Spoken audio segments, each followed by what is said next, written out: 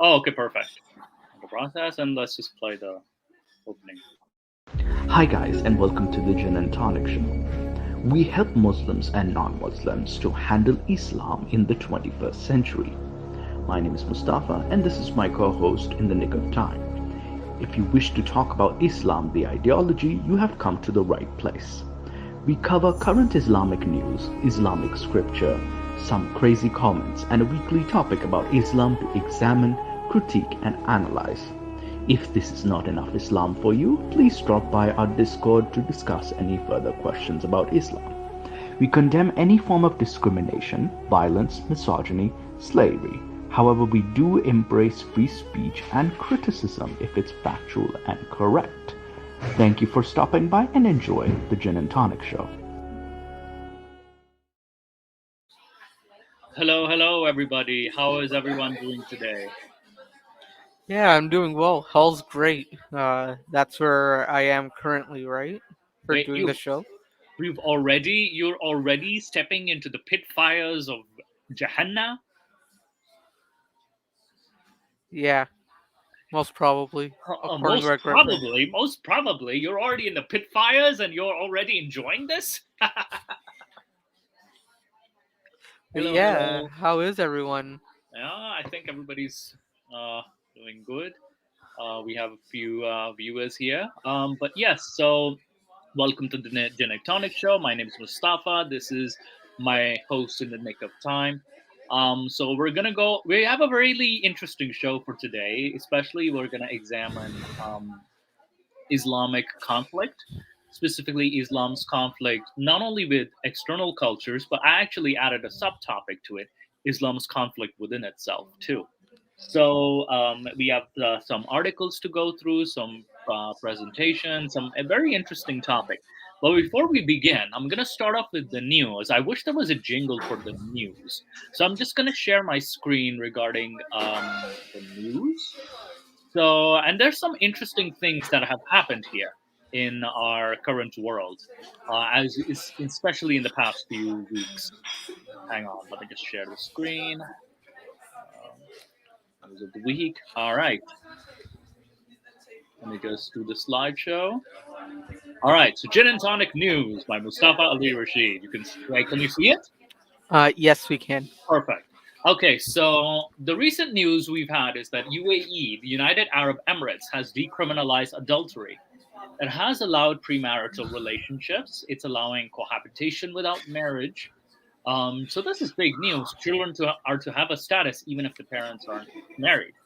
And there's been a lot of reforms in the UAE, and it's a process of countering the issue of honor killing. There have been like children born out of wedlock, so the rule still is either the couple marries or they acknowledge the child.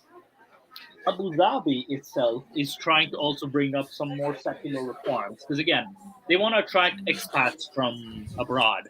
So this is something very interesting that has been happening, and it's also relaxed some of the laws to boost tolerance. So, like I said before, allowing unmarried couples to cohabitate, but it is finally um, criminalizing honor killing. So before there was like a very loose law on like honor killings, but now it's finally like I kind of made this mistake here, loosening of honor killings. No, it was supposed to be loosening of what do you call it? Islamic laws. My apologies. So I was supposed to say Islamic laws. So guys, I can make a mistake.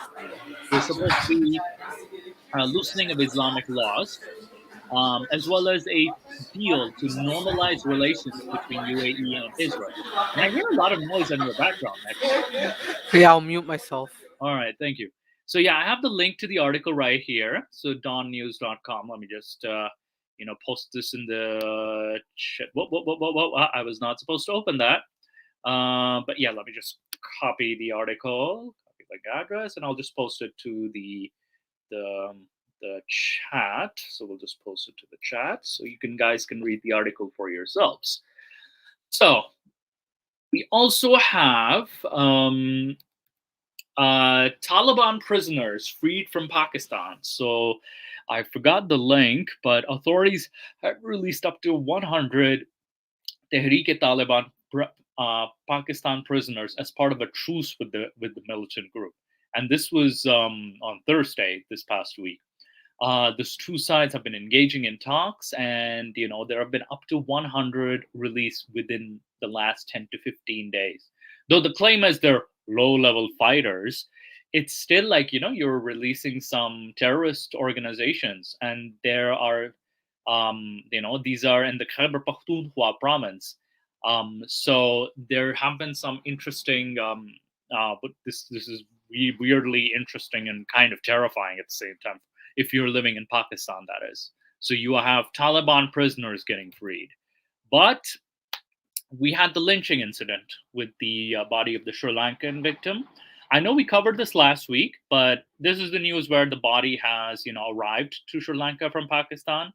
So on this charge, on this article, I have the article right here about the funeral. That is, so I'll just copy this and post this on the chat as well. There we go. This is from Al Jazeera. So what we have here is that I think, just to summarize it, this man he just tore off a poster. What do you call it? He tore off a poster with the name Muhammad on it. He was beaten to death, and his body was burnt after he died. And then they were making selfies and taking pictures with it and proudly shouting Allahu Akbar and all that. Was Ali Dava there? I don't think Ali Dava was there at all. I think he's all the way sitting comfortably in a free country, aka the United Kingdom. So he's not going to be in Pakistan.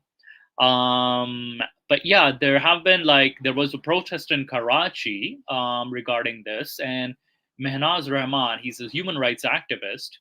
He said that they did not work under him, hence why he was killed. And I took my take on this. I'm like, what about the Charsada police station incident? Because in Charsada, I think we covered this last week, a police station was burnt down because the police were not releasing the blasphemy, the accused who was convicted of blasphemy.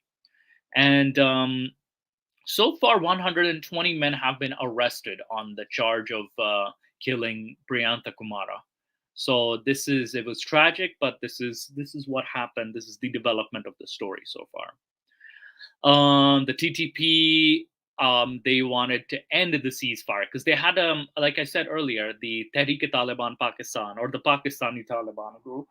They want to end the ceasefire, and they accuse the Pakistani government of failing the ceasefire agreement. I'm like, they just released 100 prisoners, like so many of your prisoners. What the hell more do you want? So I think it's like they're getting emboldened by neighboring Afghanistan with Afghan Taliban control, and their influence is slowly rising again in the northwest area. So I think it's going to see a repeat of 2008, 2009, the situation in the northwest. So yeah, there were Israel airstrikes to Iranian weapons in a Syrian port in Latakia. I don't know much about this. There were no human casualties, but we'll definitely see what the development of this is. Here you go. I'll just post the link to the chat as well, so you guys can check that out for yourselves whenever you have the time. So we're gonna keep this authentic. We're taking it from authentic news sources. Yes, and then there was the Friday prayer issue in New Delhi and Gurugram, where far-right groups, Hindu groups, have been protesting against Muslims offering Friday prayers.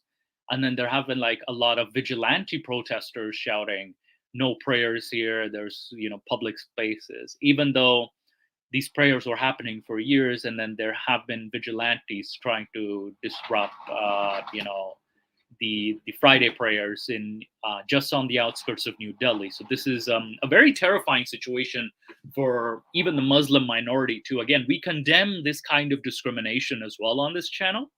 As well, our opinion, we don't endorse this at all. Like, we are against the discrimination of Muslims. If they want to have their prayer spaces, fine. That's perfectly fine. That's it's more than that it's like freedom of expression, freedom of who you worship. You choose to worship whoever you like. So this is something we condemn. Whatever the far right Hindu groups in India, in New Delhi, are doing. So this is a very, if you're Muslim minority, our hearts go out to you. But yes, this, so, so I don't get like this rise of right wing fanaticism as well. Um, yes, and now we go to Pakistan again. I know there's a lot of news of Pakistan, but Pakistan has been on the front lines. So a man who was convicted of blasphemy in the Lahore High Court, he has been acquitted after 11 years. So in the Lahore High Court, Liaquat Ali, he was accused of burning the Quran. And in the Nankana court, the trial court in Nankana had sentenced him to life imprisonment on charges of blasphemy. Now, what did he do? Apparently, he was accused of burning the Quran on a stove by Abdul Ghani. There is a seller outside as well as his brothers. And then Abdul Ghani, he claims that he was attacked by a stick out when Liaquat Ali was caught. However, no lawyer pleaded the accused case Liaquat Ali, so he had to defend himself. And when you have to defend yourself, it doesn't go well in the court. Whether it's in any country, if you don't have a lawyer or a paralegal or any representative to represent you, it's difficult. So finally, we had Shabir Ahmed Bodla, who actually addressed the Liaquat Ali's case. He was a state-appointed counsel. Finally, after 11 years, no less. So this was based off of an appeal to the Lahore High Court. Yeah, and I think Smile made a great comment here that you might like. Isn't it interesting how many of these stories come up from a country ostensibly set up to enact a less perfect system of governance? And they gotta let go of this obsession with Islam governing them. Yeah, and what's interesting in the story is that Liaquat Ali's statement to the police was completely ignored throughout this litigation. Just based on the accusation, no lawyer was willing to represent him.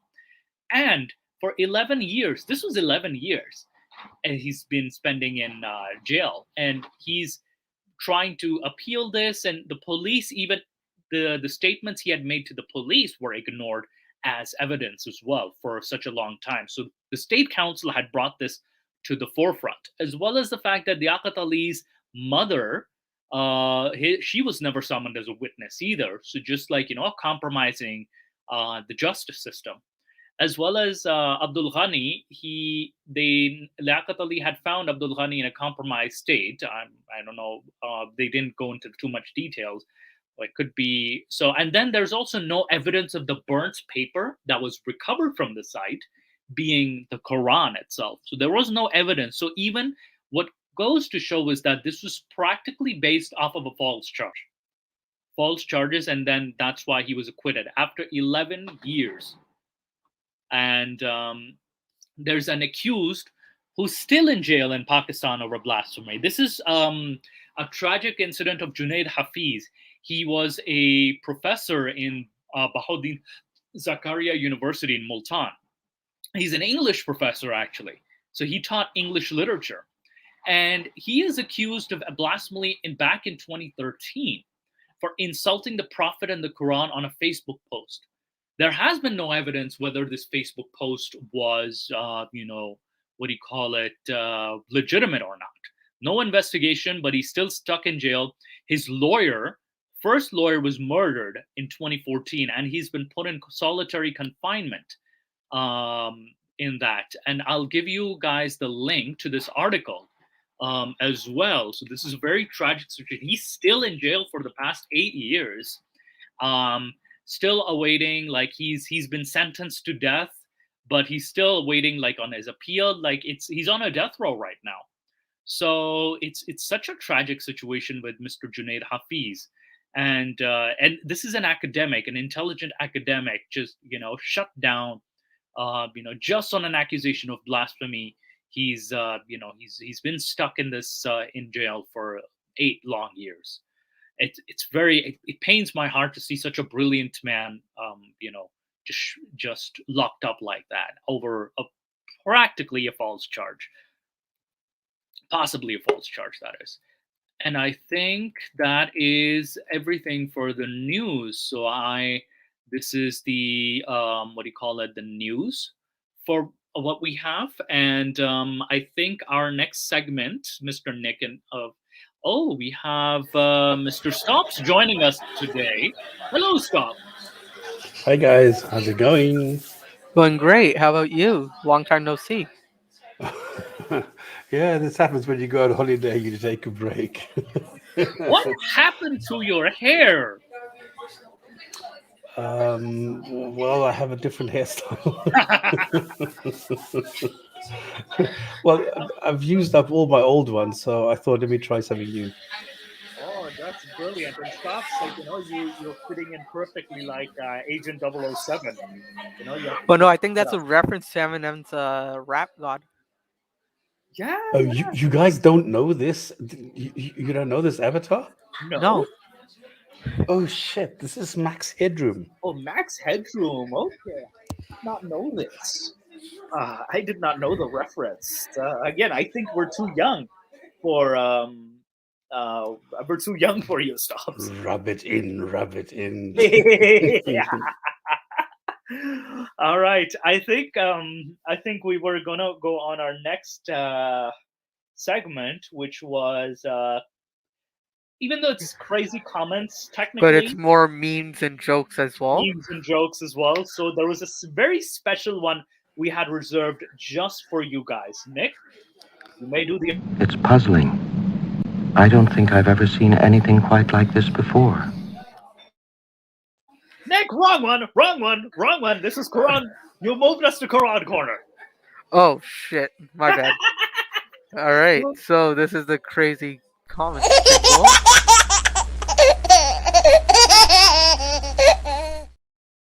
There we go. Okay. All Now right. I we got have the right the. one. And then I have a special video that I want to get a reaction from you, Mustafa, and the audience for All today. right. I can't And, wait. and I want the audience to like comment what the irony is for this. Oh Allah the Almighty, protect me and guide me. Oh, to your love and mercy. Ya Allah, don't deprive me from beholding your beauty. Oh, my Lord, accept this plea.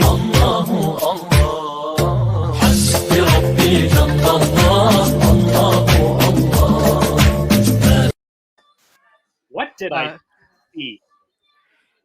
uh, What did he is just? this? Has this become a comedy channel? No, I got a quick question. Did he commit shirk there, or? Did Zakir Naik? Does he think he's a supermodel? Yeah, good grief, does he think he's a supermodel? I know the way that the thing is the video of Zakir, like not the music, but the video itself. There were posters like that with Zakir Naik and promotions. Like he has some like very grandiose promotions. So yeah, he does think he's a supermodel. Yeah, no, like at this, I wonder if he did this in response to his son's rap video. Wait, this was from Peace TV? Yeah, You're kidding me. This is from Peace TV. this is from Peace TV. Wow. Okay. I did not know that. I did not know that. This was from Peace TV. I know there was this his Tariq Naik had a bit of a rap segment, but I don't know, is Zakir Naik embracing music? What's going on? Yeah, he's becoming one of us. He's becoming I don't know. First he's looking for his son's wife, then he posted a rap video, and now there's this video. And yes, I am sorry, Nim Grace, you had to and smile. We are sorry. That was super cringe. Yes, yes, we know. Sorry, sorry, sorry. I'll do the Canadian thing. Sorry, sorry. Yeah.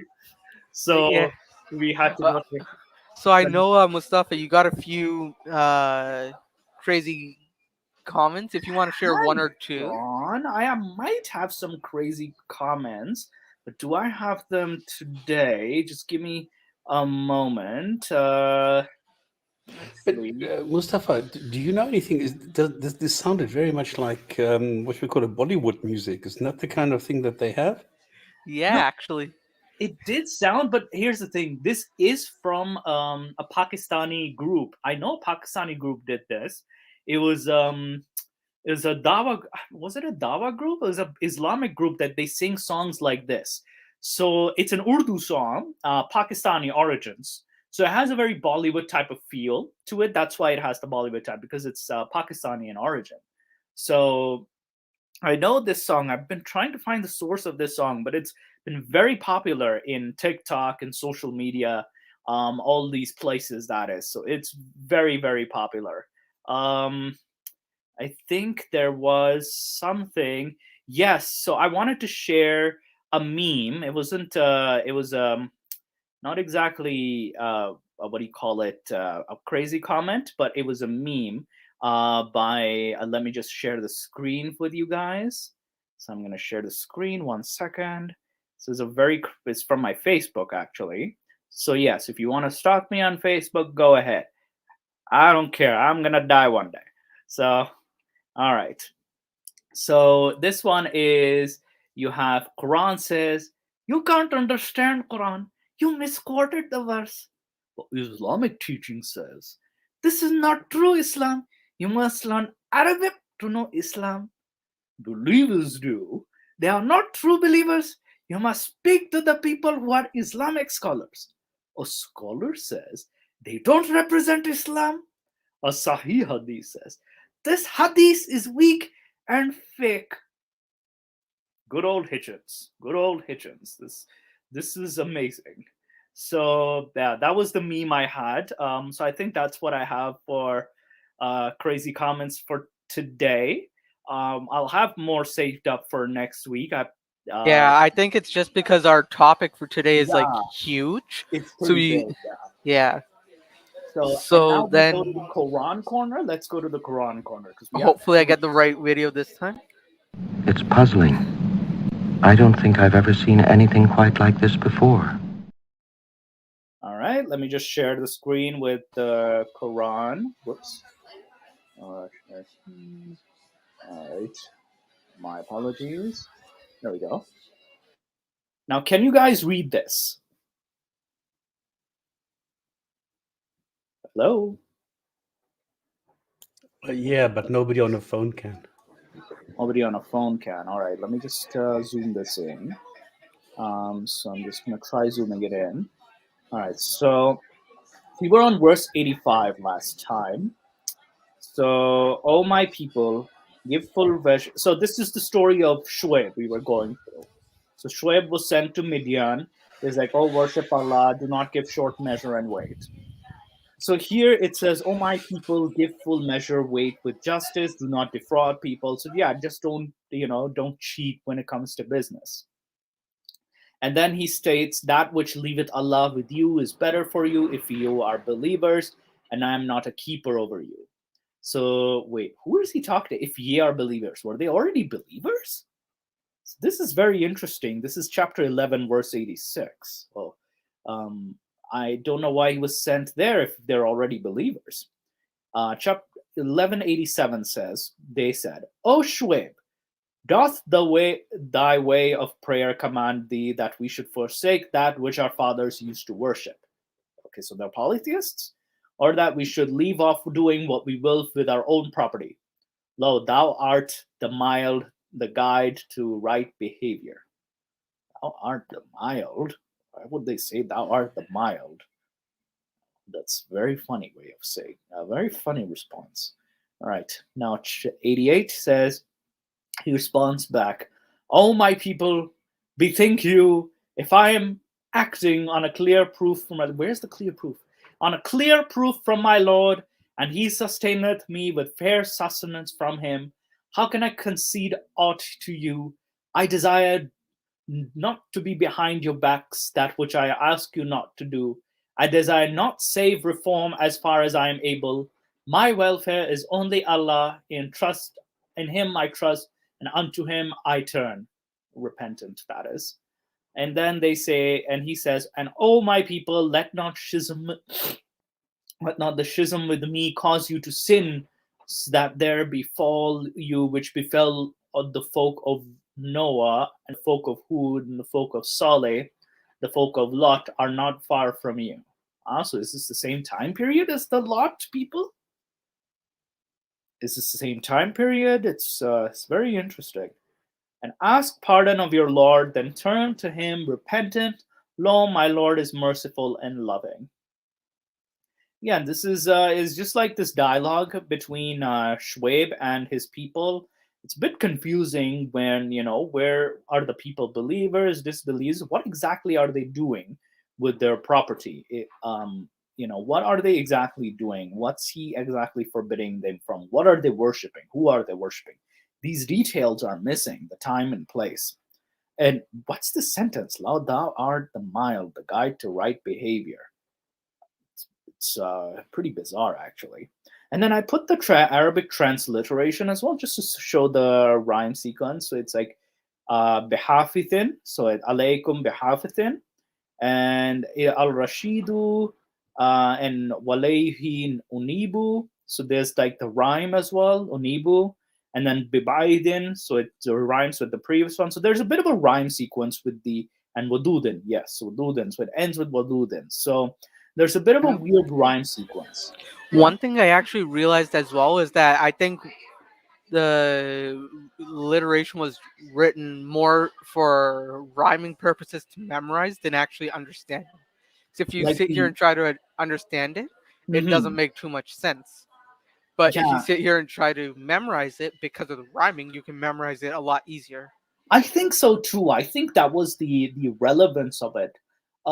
Is that it wasn't meant to be understood, but then the same book makes the claim, "I am a clear book." Constantly, it makes the reference, "I am a clear book." Where's the clarity? And this book is supposed to have all the answers, yet the only purpose is it just rhymes. That's it. And neither the translations are very correct, even the Arabic itself. Nim Grace, even the Arabic is itself is like not, it's just rhyming, but it has no, what do you call it, um, it just has a rhyming sequence, but that's it. That's the only connection you can make with them, with that. So is it rhyme over reason here? It's a rhyme over reason here at this point, because we were discussing in the previous verses. First, it jumps to Abraham, then it jumps to Lot, and then quickly jumps to the story of Shuaib. So these are three different stories that have been told within the past few verses. And in essence, it's more, I feel like it's more of a poem than, a reasonable book, a book of guidance, that is. So it's more of a poem book at this Yeah, point. and like I need to make a comparison to this, and then the actual poem slash stories like Homer and the Iliad or the Mahabharatam. Like the Mahabharatam is still a religious text, but it doesn't claim to have all the answers. It claims to be a story and list of poems in the actual Yeah. claim. So the Abrahamic faiths are the only ones that essentially have a book that they claim has the answers, but they've written it more for poems. And I think it's quite dishonest of them to portray it as a book of all answers, and they should just say, as the Hindus would, that this is just a list of poems rather Yeah. than all answering book.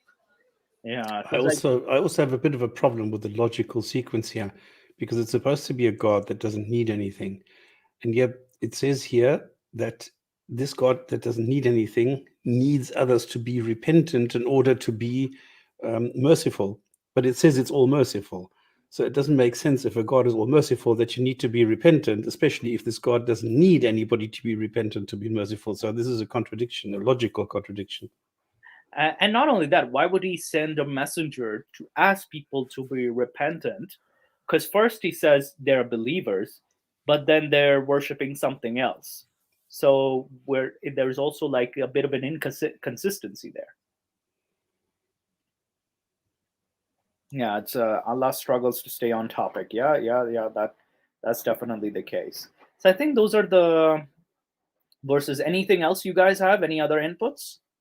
For when it comes to the Quran itself, I have a blog post here Uh-huh. about more related to our topic, but I think that would just be in this case we should just transition to the topic itself Oh, because the definitely. blog posts with the hadiths themselves are more related to that. Perfect. Okay, yeah, let's transition to the topic because we're gonna do a blog post. We're gonna look at to some articles as well. And as well, I have a presentation regarding Islamic conflicts. So we'll look at those in the sequence. All right. Yeah. So what does the Quran say about other religions? So I think let me just expand this.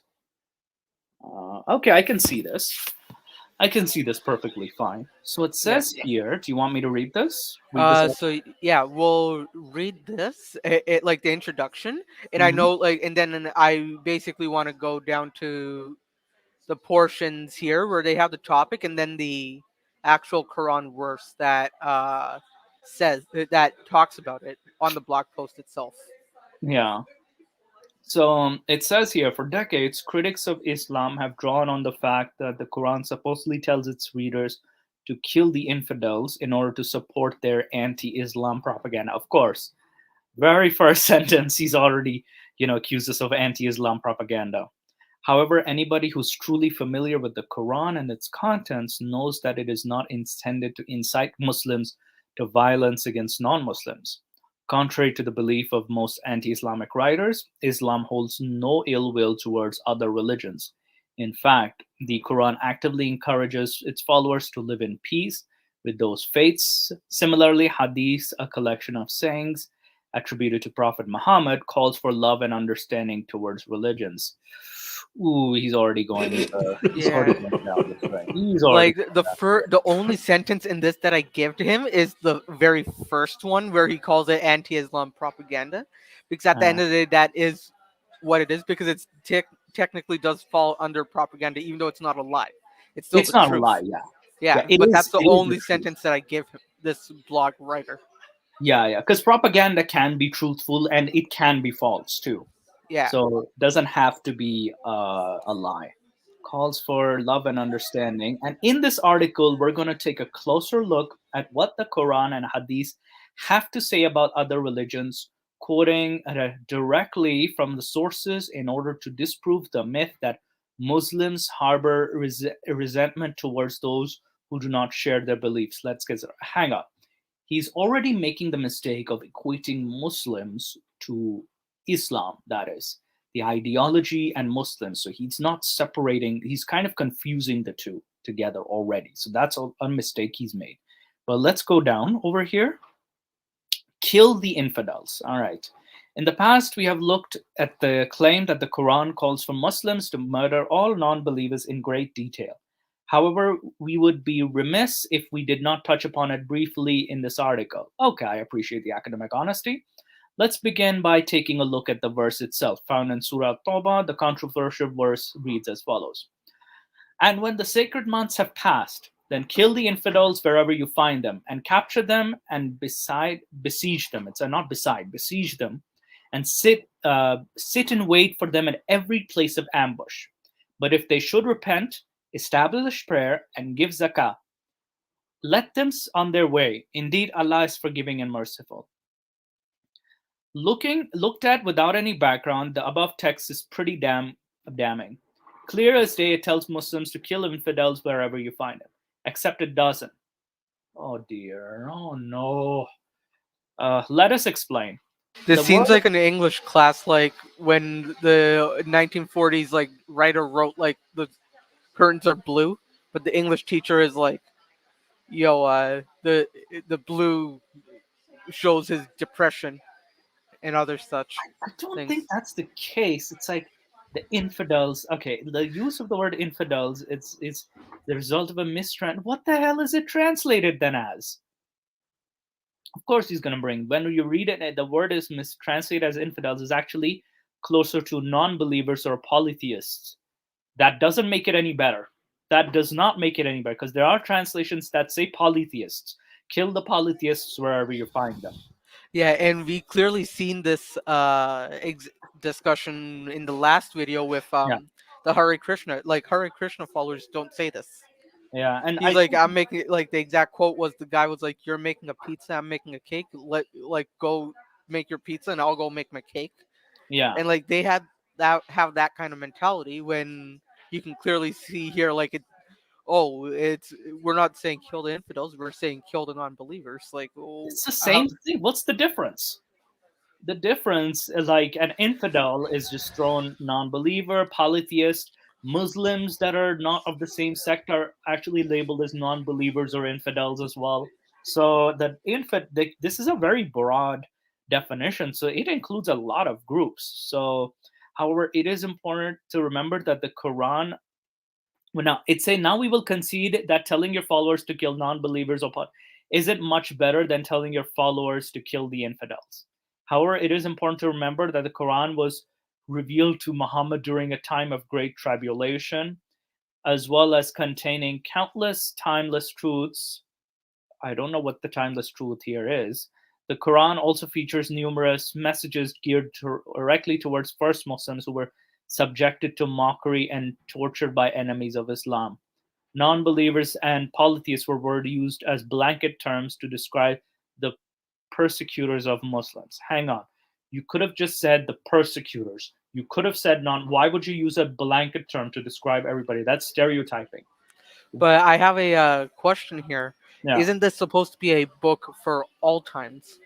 Yeah, and it's So that, now he gave an example. Good way to point it out. Good that it's specific at that time, but then why is this still useful?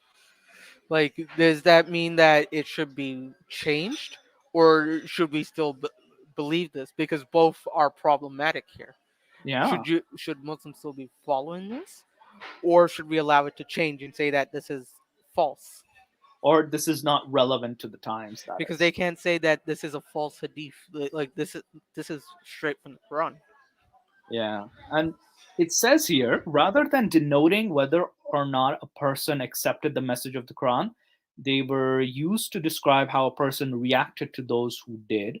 If somebody made it difficult for the followers of Muhammad to exercise their religious freedom, they were dubbed a non believer or a polytheist. It's a very, very ignorant way of dubbing somebody, you know? That's a very ignorant way. Like, that's a very ignorant approach, because polytheist is just someone who just practices polytheism. It's a very it's a horrible excuse. And So stuff. I know that we're moving a bit, but like, do you have anything to say on that? No, not really. I mean, you're covering everything. This is exactly what it is. yeah, I don't know how anybody can make this claim and still keep a straight face. yeah, it's pretty, like, the claim itself is so bizarre in itself. And I can continue reading this. The aggression of the non-believers was so strong during Islam's formative years that the Muslims were forced to flee Mecca and take up refuge in Medina. How? Okay, I can make, from their point of view. Again, this is a critical analysis. From their point of view, I would reference the seerah of and the biography of Muhammad. They haven't referenced the seerah nor the tafsirs just yet. So they're just, pulling something out of their pulling something out of, lack of a better term, out of their asses. So I would have made this argument stronger had I included specific quotes from the tafsir, not only the tafsir, but the seerah, the biography. So the biographies would have actually helped make the case. Quran 9:5 was revealed to Muhammad after he had successfully led a Muslim takeover of Mecca several years after the exile of his followers. Oh boy, this is not good. When searching for answers as to how he should treat the polytheists who had driven him out of Mecca in the first place, Muhammad received the revelation they should give them the option of converting to Islam or leaving Mecca forever. As merciful as this decree was, jeez, this is not merciful. This is like a mafia. Allah also exhibited great wisdom. I don't think genocide is great wisdom. He warned Muhammad that any polytheists who left Mecca and returned later would not be returning to embrace the message of the Quran. Rather, they would come seeking retribution. Okay, where's the reference to this? They should actually be referencing this, and they don't have a reference to this. Um, Allah gave Muhammad and his followers permission to defend themselves in such situation by killing non-believers wherever they found them through Mecca. Hang on. How is it self-defense when you're lying in ambush to wait for them, and you only accept the repentance if they agree to convert? So it's like convert or get killed kind of situation. So contemporary Islamic scholars generally agree 9.5 refers specifically to obstacles faced by Muslims at the time of its revelation.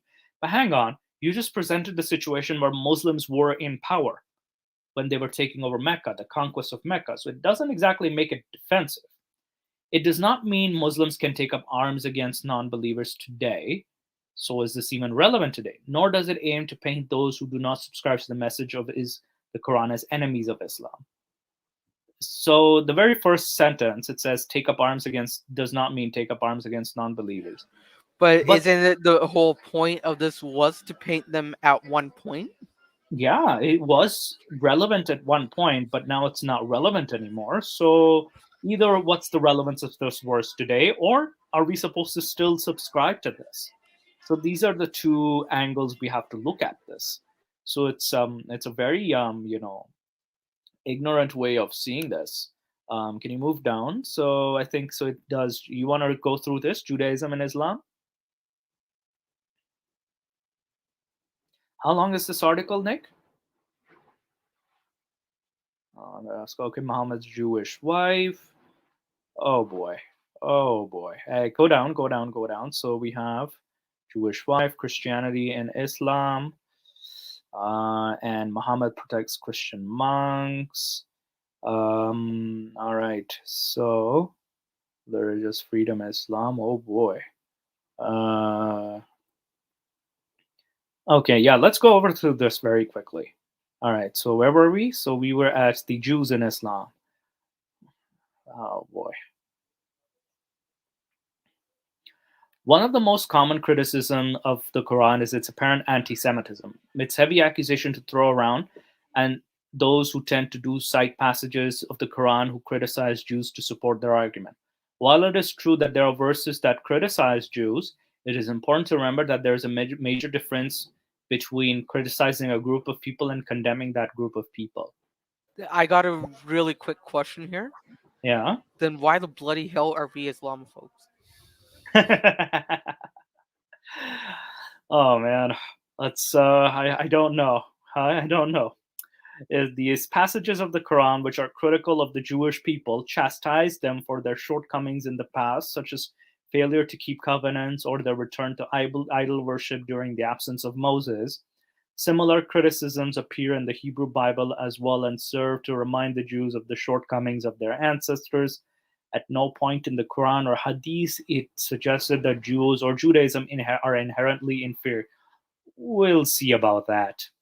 To the contrary, both books affirm Jewish traditions and remind us that Muslims and Jews trace their beliefs back to Abraham, the father of monotheism. Both books recognize the right of believing Jews to enter paradise, just as they recognize the right of Muslims. In Surah Al-Baqarah, for example, we are told in no certain terms, indeed, those who believed, who were Jews, Christians, or Sabians, those among them who believed in Allah and the last day and did righteous will have their reward with their Lord, and no fear will there be concerning them, nor will they grieve.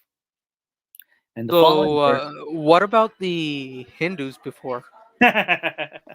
Remember, there was the assumption that Sabians were included in Hinduism as well, and we did the criticism of that.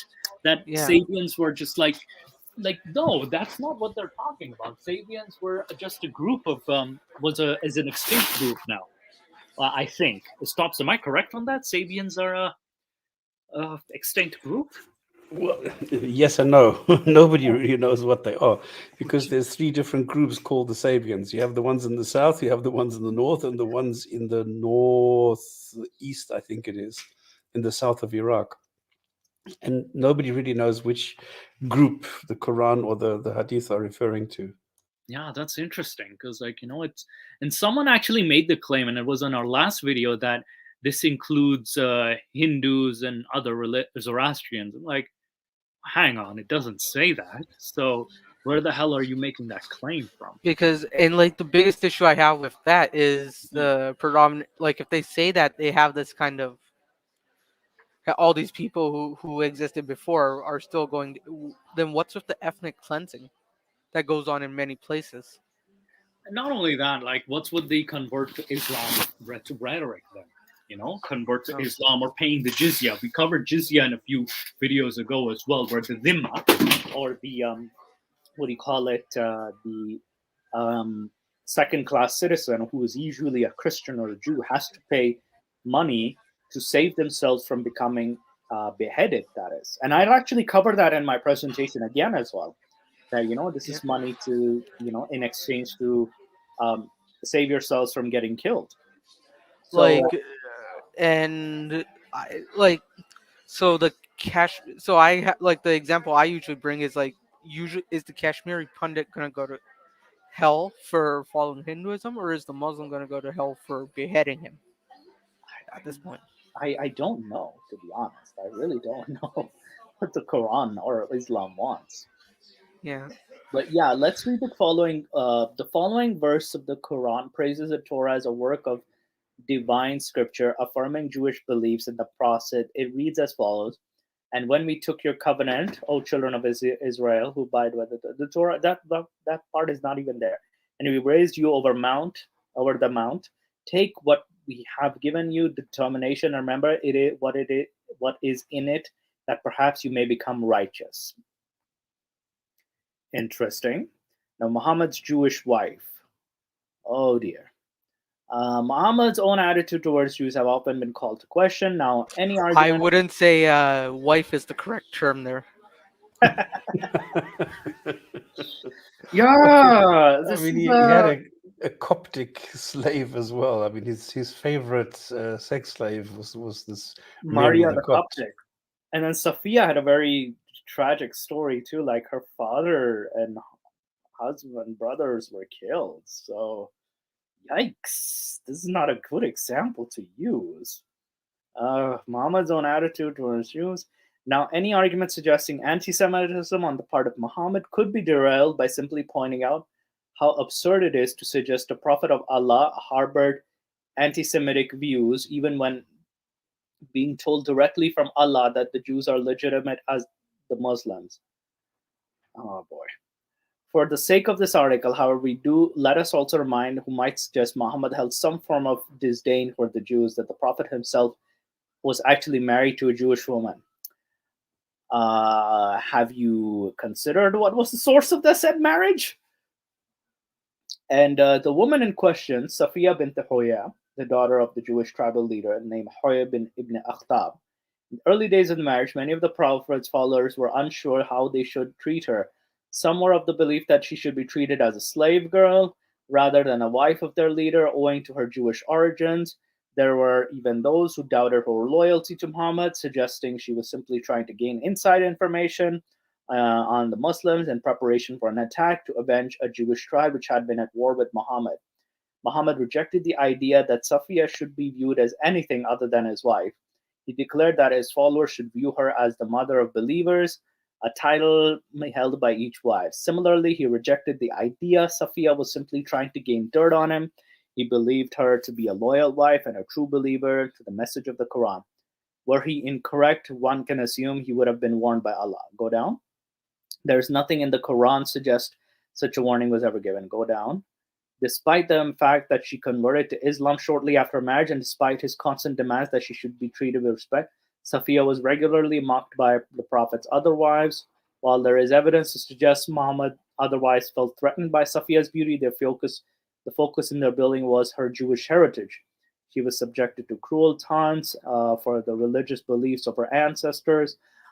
Hang on. I haven't seen one reference to her tribe getting killed, the Banu Qurayza incident. And what they're saying doesn't really help their case. Like, she was bullied for being her Yeah, of her. it doesn't Yeah. really help your case. Like, his own wives, his companions, his wives, who are also the mother of the believers, are mocking and bullying her. So what makes them the mother of the believers then? Like, that's such a weird, dynamic. They're so imperfect and horrendous. They're horrible people.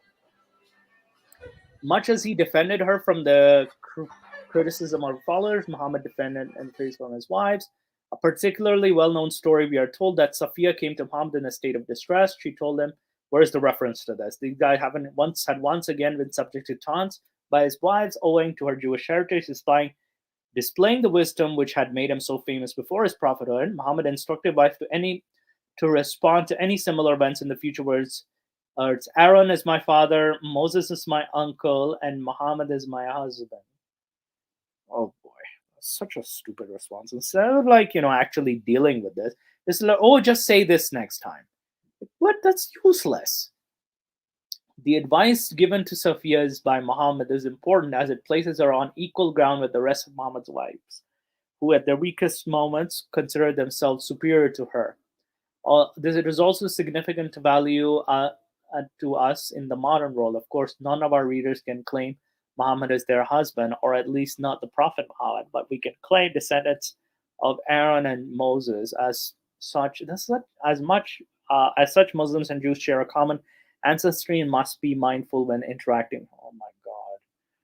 Oh, did I lose some brain cells just reading that? Because they completely ignored the Banu Qurayza incident. They completely ignore the killing, the checking of the boys, the killing of the boys as well, the selling of the slave women. There was even a woman, one of the tribal leaders of Banu Qurayza. She was valued based on her breasts. This is in Sirah of Ibn Ishaq and Ibn Hisham. She was valued on the size of her breasts too, as a slave. And I'll be back in one quick moment, Mustafa. But No problem. I left the Christianity and Islam portion available as well. Okay, perfect. So All right. I'll just read that. Yeah, this is. By the way, Mustafa, there's something that people need to know. If you make comments, if you write comments that contain anything like deceptive, war, raped, absurd, or any words like that, they will immediately be swallowed by YouTube. They will never appear anywhere outside of the stream. Really? Because I'm watching both at the same time, and I see there's a huge discrepancy between the two. And I see there's so many missing. As soon as you say anything that is just even slightly critical of Islam, it does not appear on YouTube. Really? So it's in our. Hang on. Let me just. Yeah. So it's in our. It doesn't appear on our stream, eh? Correct. Wow. Okay. So we're. So people have to be a bit. That's why we don't get enough comments. Yeah. So we're just doing a critical analysis and. Yeah, you're not allowed to. I mean, the level of censorship on YouTube is absurd. Really, it's crazy. Yeah, and Nim Grace, yeah, you are correct. The article is deceptive. He married Safiya the same day he killed her family and the tribe. He basically took her captive and raped her. Yeah, and there was a man waiting outside of the tent of Muhammad when he was raping Safiya. The man was outside the tent with a sword, walking around, making sure that nobody comes to kill Muhammad. So this was. This is part of the Sira. But yeah, I'm also very surprised with the censorship on YouTube. Like we can't exactly make some comments. Like it's insane. Yeah. And I'm back Mustafa, as well. The sentence that you just highlighted does not appear on YouTube. Which one? Really? Oh my goodness! It didn't appear on YouTube. No, it was censored. Wow. Because it contained the word rape, I suppose. Oh dear. I think we'd have to try to. I think we have to try to replace the word with rape with let's try assault, or sort of play with the spelling a bit. I think I've seen some people try that. To play with the spelling. Yeah, I do that. I insert a J wherever I use a word which is slightly off. Then I just insert something somewhere so it doesn't really feature. And people know by now that then it's drip out and then it appears. It's quite strange. That's definitely a technique we can try. But yeah, guys, if you're making any comments, just try to because we want this to appear on YouTube. We want this to appear. And our criticism should be highlighted. So we have to find some deceptive memes of our own, like hypocrites. So now, Christianity and Islam. Oh boy. Christianity and Islam are the two biggest religions in the world at the moment, both teetering around 2 billion followers mark. Christianity boasts a larger following of the two, but Islam is projected to become the largest religion in the world by the end of the century. Which one? This one? 2100? I don't think so. And I just think it's due to the breeding and then the prison converts. Not only that, but like we also have a lot of people leaving Islam that are not documented for, as well as people converting to other sects and ideologies within Islam, like Sufism or Nation of Islam, which is a heretical group, or as well as Ahmadiyism as well. So and Shia Islam as well, which is not even counted at times. So is it really growing fast? Hang on, there's a bit of a wind outside my window. Hang on. There we go. So Canadian winter. What can I tell you? The Christianity and Islam are the okay. So where was I? Because Christianity boasts, because of this, a lot of people hold the belief that Islam and Christianity are natural enemies. This is spurred on by the fact that Islam steadfastly denies Jesus as the Son of God, with multiple passages in the Quran criticizing those who worship him as such. As we discussed previously, however, criticizing a set of beliefs and condemning an entire group of people are two very different things. Weren't we bloody saying the same thing before we got censored? We were saying the same thing, and we did point out, in my apostasy video, we did point out the discrimination against Christians and Jews. So we did point that out, especially in the Quran as well. So I don't know what this guy is going about. Although the Quran does favor one of the most noteworthy examples in Surah Al-Ma'idah, you will surely find the most intense of the people in animosity towards the believers, the Jews who associated others with Allah, and you will find nearest of them in affection to the believers, those who say we are Christians. That is, among them are the priests, monks, and because they're not arrogant. Hang on. You just discriminated against Jews over there. You said Jews are, not your enemy, but then you declared them your enemy and Christians your friends. What's going on here? And before we delve onto the main topic of the Quran extract, let's take a moment to discuss its reference to the Jews. We just spent a couple of hundred words citing Islam's love for Judaism, and its adherents surely might be thinking, oh, he read my mind. 582's labeling as aggressive is evidence of the contrary. That is not the case. This is not the case. How? What the heck? In the early days of Islam, again with the excuse of the early days of Islam, Muhammad experienced a great deal of aggression from the Jews in the same way Jesus did. And this is owing to how dedicated Jewish people of those periods were to their traditions. Jewish leaders generally interpreted alien beliefs as a challenge to their authority and sought to destroy those who held them. The above verse warns Muhammad and his followers against angering Jewish authorities, reminding them to be mindful of the intense hatred they face. But just as ISIS is not a representation of Muslims, oh, there we go, and the Jews referred to the Quran were not a representation of all Jewish people. It's not clear then. It just says Jews. It just says that. It's not clear. It's not specifying that. There are a small number of aggressors. If there's a small number, why would you paint all of them the same way? They were concerned with their preserving their own power, and any suspicions Muhammad had towards them should not translate into suspicions towards Judaism today. So it's not relevant today. Bingo! As for Christians, Quran 582 praises them for their kindness and love they are showing towards Muslims at the time of its revelation. In some ways, this could be seen as in stark contrast with many modern-day Christian churches, which propagate that belief that Muslims are attempting to wipe out Christianity and bring Sharia law to the West. The above verse goes to praise Christianity for the humanity of its priests and monks. Really? That's another can of worms. We don't want to go there. We don't want to go there. This brings... Mustafa, you just need to ask a very simple question. Is a Muslim woman allowed to marry a male Jew or Christian? That's a very good question. Are they allowed to? And I think that's forbidden in Islam. That it is forbidden in Islam for a woman. Yeah, it is. A man is allowed to, but a woman is not. Exactly. Because if a man marries into a female marries into an Islamic family, the bloodline will still be Islamic. But if a female Islam person marries a Jewish man or a Christian man, then it's a Christian bloodline that improves, right? So I think that would be the logic there. But yeah, it's a very outdated logic too. Because like it depends on what the children choose to believe and stuff. It's a belief, it's not a race. So it's so weird. um Verse another notable example is for a Saf. It reads, "Oh, who you believe, be helpers of God, as Jesus, son of Mary, said to his disciples, who will be my helpers in the work of God? Said the disciples, we are God's helpers. Then a portion of the children of Israel believed, and a portion disbelieved, and we gave power to those who believed against." It doesn't talk about Christians here. They became the ones that prevailed. 61:14. It doesn't talk about Christians here.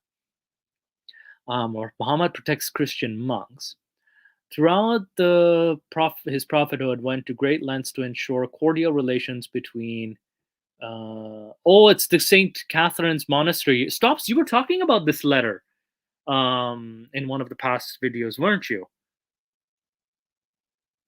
Oops, I don't remember this one. The Saint Catherine's letter, the letter located at the foot of Mount Sinai. Yeah, there's so many claims and so many there's different versions. Nobody really knows what is what.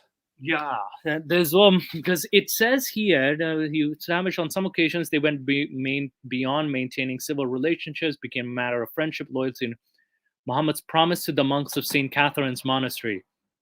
So it's immense library, home to second largest collection of Christian manuscripts, with only the Vatican Library besting it.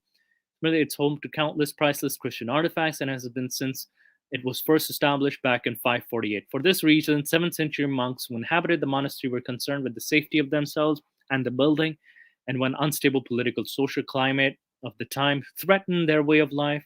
In the year 628, the monks of St. Catherine's Monastery were so fearful of their relics they decided to seek earthly security rather than relying on the power of God alone. So they wrote to Muhammad and requested protection of the protection of the Muslims. By this point, Muhammad was deep into his prophethood and his following was growing larger by the day. If anybody was in a position to protect St. Catherine's from Jewish forces, idolaters, or even misguided Muslims, it was Muhammad. Recognizing the bond between Christians and Muslims, Muhammad agreed to protect the monks of the St. Catherine's Monastery from their aggressors. A letter, today known as the Ashtanami of Muhammad, was sent in response to the monks' request and was written by Ali and issued by Muhammad. Although it is too much for us to go down, quote, include its entirety, some key portions, this letter contains the oath. So there's some key portions here.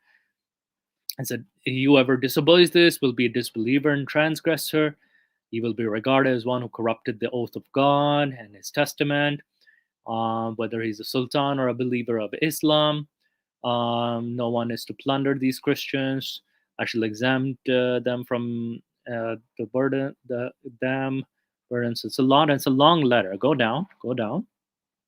Later portion of the letter forbids Muslim men from forcing Christian women into marriage. Oh boy, it still happens today. Although it does permit Muslim men to marry Christian women, it states that women must consent to the wedding. Yes, at the ripe age of 9. Does go on to say that a Christian woman married to must be allowed to practice her. But what about a woman marrying a Christian man? As Stops pointed out earlier, the inclusion of such a decree in the Ashtanami of Muhammad may have caught the monks off guard, as they were simply looking for protection for their building and its contents. However, it speaks volumes about Muhammad's dedication to preserve Christianity, even as his own religion gained mammoth following. He did not wish to see any Christian treated poorly, monk or otherwise, and he made sure his followers were aware of this fact.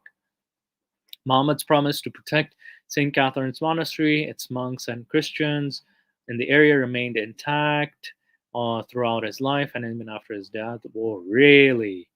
What happened to the Banu Qurayza agreement with the garden? There was a garden which Fatima was to inherit. And, the Omar drove off the Jewish and Christian farmers off of that land. So I don't know what that agreement was broken. So it is even said that Muhammad looked to visiting the Mount to break bread with its inhabitants and engage in respectful theological discourse. To this day, numerous certified copies of the Ashtanami of Muhammad remain in St. Catherine's Monastery. The letter itself is regularly referenced by Muslim leaders in order to remind Muslims of the world over their obligation and respect to defend Christians just as much as they and defend the followers of any other religion from threat to their religious freedom. In 2019, Pakistani Prime Minister even quoted from the letter when speaking to the World Government Summit. Yeah, our Prime Minister Imran Khan isn't the greatest example to use, especially with the blunders he's been committing these days. Isn't he also known to be a playboy?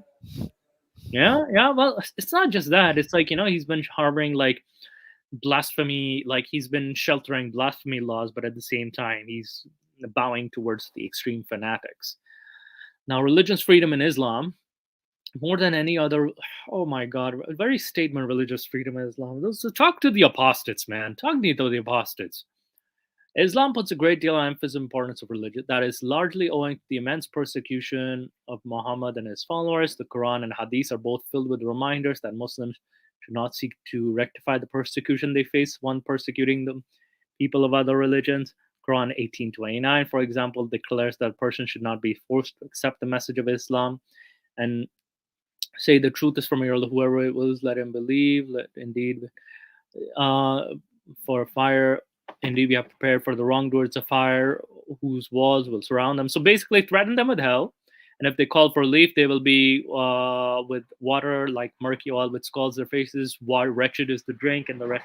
So you just described hell for the non-believers. What kind of religious freedom? You're still telling them they're wrong. The idea is free to either accept or reject the message, but you're clearly engaging your superiority on this. But I got a question here. How is it freedom if you're telling them that if you don't accept this, you're going to hell? I don't know. That's their very weirdly, like, what do you call it, messed up version of their freedom.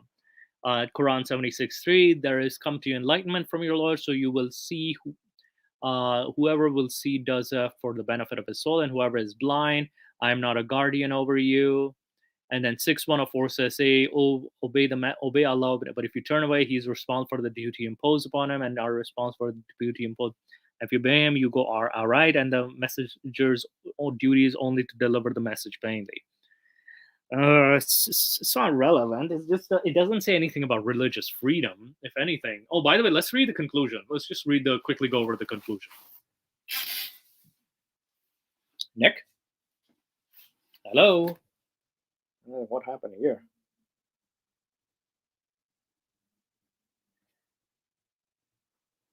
Here we go. Just scroll down to the conclusion. Go down.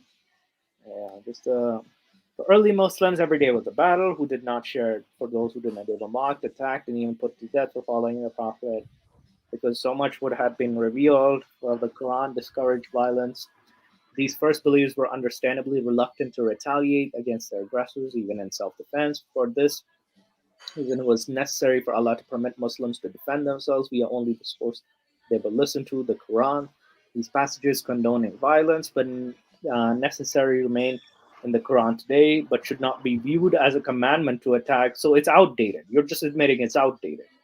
We do not prescribe design. Today, we should be viewed as a simple reminder of the hardships of earlier Muslims endured as a consequence of their dedication to Allah. But it doesn't say that in the Quran.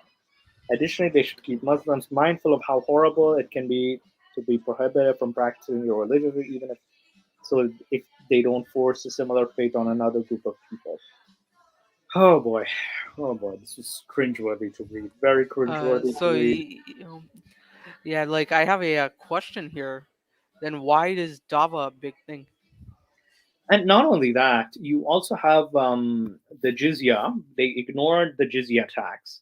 They've ignored the assassinations of Abu Afaq and Asma bint Marwan, who were poets criticizing Muhammad. They include the blasphemy, that is, the killing of blasphemy, the apostates the killing of apostates. So we practically ignore that. And on top of that, the countless infighting within Islam. To not only Islamic history is covered with like fighting the outside world, it's also fighting its own inside world too. So it's practically ignoring so many hadith references, tafsir references, and sirah, as well as like the Quranic references about how to not befriend the Jews and Christians. That I will. Should I do my presentation now? Yeah, and like before you do that, I just want to know if Stops has anything to weigh in on that. Stops you there? Yeah, but I muted myself. Oh, okay. No, nothing else. No. Oh, all right. So I think we'll go to my presentation. Just give me a sec. I have. It's called like even though it's very brief because there's so much content in this, so I tried to summarize this as much as possible. So if I've missed something, please, you you can forgive me. Just don't pray to Allah to forgive me, please. Uh, what do you call it? Is conflict with other cultures. Yeah. So, but you may come to if you find this dissatisfactory, you may what do you call it? Give me the whip, if you will. I've given you that Oh decision. no, Allah will do that enough to you. And So Islam's conflict with other cultures, but I'm also doing the subtopic is Islam's conflict with the rest of the world, its conflict within its ummah, and I know this is sort of like the gist of it. It's not in any particular order, and my disagreements with the studies that what we just looked at. So I'll look into the Quran, some hadith, tafsir, opinions of scholars, and historical examples. Again, this is very brief. I couldn't find something specific for this.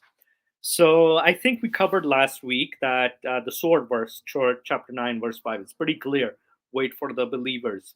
And then jizya is charged to non-believers on verse 9, chapter 9, verse 29. And the Quran says non-believers are like cattle and dogs. In chapter 7, verse 176, it says, and had we willed, we could have raised him by their means, but he clung to the earth and followed his own lust. Therefore his likeness is like the likeness of a dog. If thou attackest him, he panteth with his tongue out, and if thou leaves him, he pants his tongue out. Such is the likeness of the people who deny our revelations. Narrate unto them the history of the men of old, and they happily may take thought. So it's just describing people, non-believers, as dogs. So it's equating them to animals. So this sounds like a very human language, very human. And yes, the Islamic blasphemy, which we covered as well. So Quran 533 states, cut off the limbs of the person who wages war against Allah and spreads mischief. Now, spreads mischief is actually also interpreted as, criticism, spreading a lie against Allah, like, who can be more wicked than the one who invents a lie against Allah? And, even and even you have from the Sirah, Muhammad, like I stated earlier, Muhammad ordered the killing of Asma bint Maharwan for opposing Muhammad via poetry, and this is in the Sirah. Muhammad even ordered the killing of the poet Abu Afaq, was Jewish. So this is also stated in Ibn Sa'd's biography as well, too. So Ibn Ishaq, Ibn Hisham, and Ibn Sa'd. Then there's the reference of Sunnah Abu Dawud 384349, where a Jewish used to disparage Muhammad. A man strangled her to death, and Muhammad declared no penalty for the killer. And in previous videos, I've also pointed out that blasphemy in Iran, Pakistan, Saudi Arabia, and Afghanistan, it's punishable by death. There's a death sentence. And if you look at the individual schools of thought, Hanbali, Shafi, and Jafari schools of thought, blasphemy is also punishable by that. Only in the Hanafi school of thought, death of the blasphemer is Muslim, beating for a woman, other punishments for non-Muslims. So a punishment is still recommended. In the Maliki school of thought, mandatory death for men, women can be coerced or tortured enough to repent. So this is my disagreement with the article. Like some religious tolerance you have, you're coercing, even in the most lightest form, you're beating and giving punishments to non-Muslims and women who can be coerced and tortured enough to repent. So this now we have the Islamic conflict with the LGBTQ plus. So the God of the Quran punishes the people of Lot for being homosexual in 780 to 784, and it calls them ignorant, chapter 27, verse 55. And then you have, this was taken from Torah, chapter 20, verse 13, the death penalty for homosexuality. Then you have Sunnah Abu Dawood. If you find anyone doing as Lot's people did, kill the one who does it and to whom it is done. This is Hasan Sahih, this hadith. And the Sunni Hanafi school of thought, punishment for homosexuality is up to the ruler. However, in the Sunni Shafi school, 100 lashes or stoned to that. And most of the Shafi reside in East Asia. So East Asia, like Malaysia, you have Indonesia. So that's where you'll see lashes a lot. Yeah, and Mustafa, and stopped, and just the audience, I'm going to kick out of the place I'm using the Wi-Fi in. Okay. But I'll see if I can find a new place. All right. If not, I'll join you guys next week. Okay, perfect. No problem. All No right. problem. See you guys. See you guys. See you, man. Okay. Bye. So yeah, so the Sunni Maliki and Hanbali school of thought shows a death sentence, and the Shia Jafari school of thought has a death sentence as well for the LGBT. So there is a big clash with the 21st century modern culture where we are accepting the LGBTQ plus community, whereas Islam still holds these punishments for the lesbian, gay, bisexual, trans, and queer community. Have you, while you were researching this, have you come across this distinction between anyone who thinks like it or acts like it, that there is some sort of a difference? Meaning in terms of Muslim status? Well, no, homosexual Muslims. Right, yes. There is a good presence of homosexual Muslims. And they do feel they have the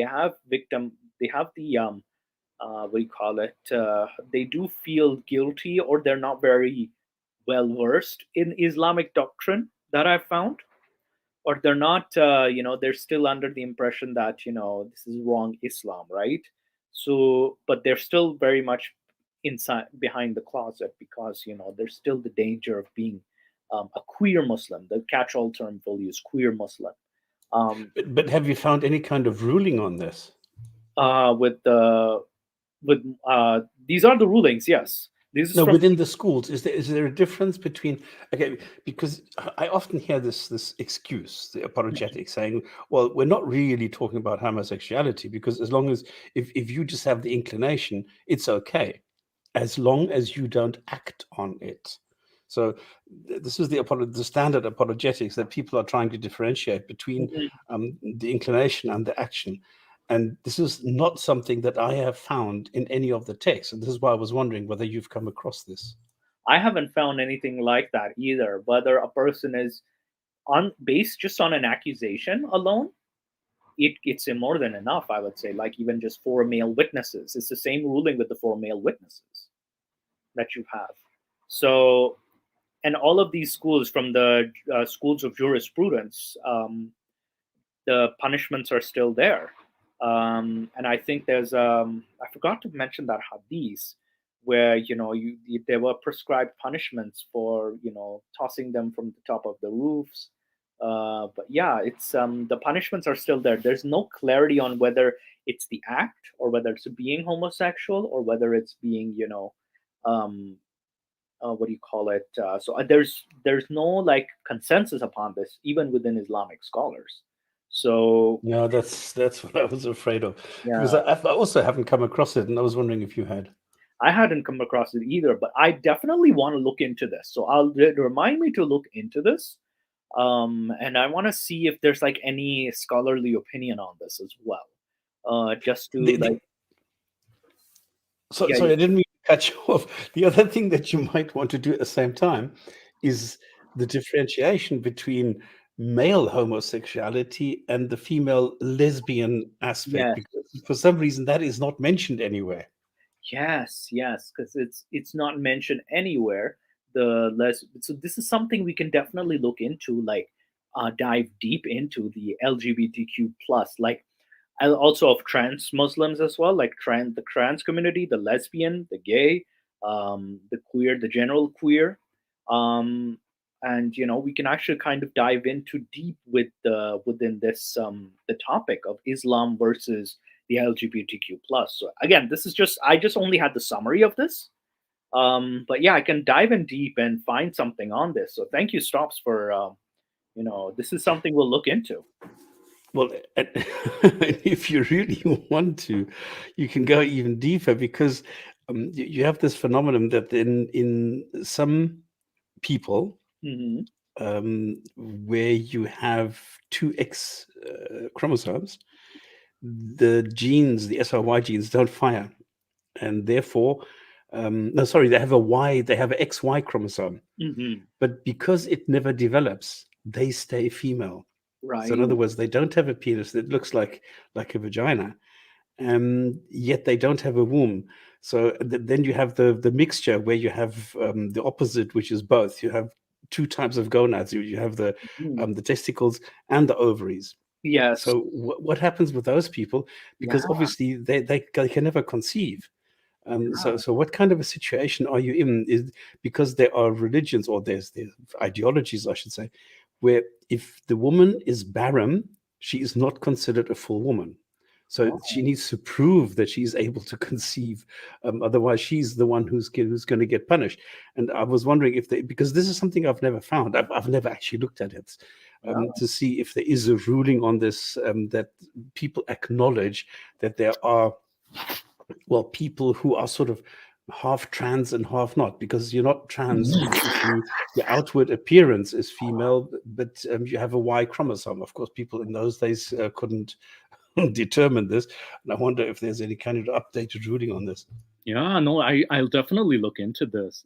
Any updated rulings or any um I'll look into what ayatollahs or any scholars do say on this, and actually compile their opinions and pieces and compile them together. We'll also look at, like, modern apologetics too, like look into it, critique it Exactly. Yeah. as well as, like, That's, the what do you call it, the traditionalist. We'll also look at the traditionalist narrative too. So we'll, like, put both of them in front of us. So I definitely, this is an idea. I'll even talk to Nick, and we can talk to Rob and anybody who wants to join, like, have a discussion on this. So it's a very brilliant topic we can look into. So yeah. and this is what Dave is just saying. They're not going to have fatwas based on genetics. Well, really? And this is exactly the question: are they or are they not? And I've never looked at this, or I've Yeah. never looked into this. But it could be fascinating, seeing that you're touching on all these things. Maybe you're inclined to look at these things. Set a In precedent. greater detail, yes, and definitely in greater detail, and kind of make some space for this, indeed. So I do have a topic for next week, which is looking specifically at Christians and Jews, discrimination against them. This is just like today, I'm just gonna touch on it, but like go into detail. But this is, I can go into detail as well with the LGBTQ plus overall, regarding fatwas and everything. But yeah, let's also continue this the topic, because I wanted to touch on, like, the destruction of temples, artifacts. Well, not touch on, but like, this is just brief summary, right? This is just mainly brief summary. I credit the Masked Arab for finding this. These are Arabic sources, but I do credit him, and I have even messaged him. Like, he said, yes, go ahead, you can use my references. So there was an Egyptian historian, Taqi al-Din al-Maghrizi. He stated that a Sufi Muslim tried to destroy the Sphinx and only managed to take off the nose. Yeah, I know. It was a very bizarre story. It's a very bizarre story. And you have the image of, like, Sufi Muslims being so peaceful, singing songs, and then this Sufi Muslim trying to destroy a Sphinx. And he only managed to take off the nose. So, this is funny. And we already know the story of, like, Muhammad, what do you call it, destroying the the Kaaba idols. So the Kaaba idols, and then we have Sahih al-Muslim, book 11, Hadith 120, which Ali states, "Should I not send you on the same mission as Allah Messenger sent me? Do not leave an image without obliterating it, or a high grave without leveling it." This hadith has been reported by Habib with the same chain of transmitters. So do not leave a picture without obliterating. So destroy all the pictures, destroy all, like, everything that comes to appearance. And Akbar al-Zaman, by Ali Masudi, he tells us that a caliph once attempted to destroy a pyramid, but he was unsuccessful. And then we have Islam versus dogs. Now, we see dog as man's best friend. And now we have Sahih al-Bukhari 33:23, in which Allah's messengers orders the dogs should be killed. And Sahih al-Bukhari in this book also states, the same chapter says, angels do not enter a house that has either a dog or a picture in it. So pictures must be destroyed and dogs must be killed. I'm sorry, guys, we can't keep dogs. And then I too touch briefly on, like, this is conflict with Islam, with other cultures, with the Jews and Christians. And this is also my disagreement with the article, where it says the Quran 551 states, "Oh, who you have believed, do not take Jews and Christians as allies, as they are allies of each other. If any among you is an ally to them, they are indeed ally of one of them. Indeed, Allah guides not the wrongdoing people." And chapter 62, verse 5 to 6 states, "The likeness of those entrusted with the Torah, the Jews, and then did not take it on, is like that of a donkey carrying books. Wretched is the example of the people who deny the signs of Allah. Allah does not guide the wrongdoers." And it further states, "O you who are Jews, if you claim you are allies of Allah, excluding other people, then wish for death if you are truthful." So this is clear, like, discrimination against Jews and Christians within the Quranic text itself.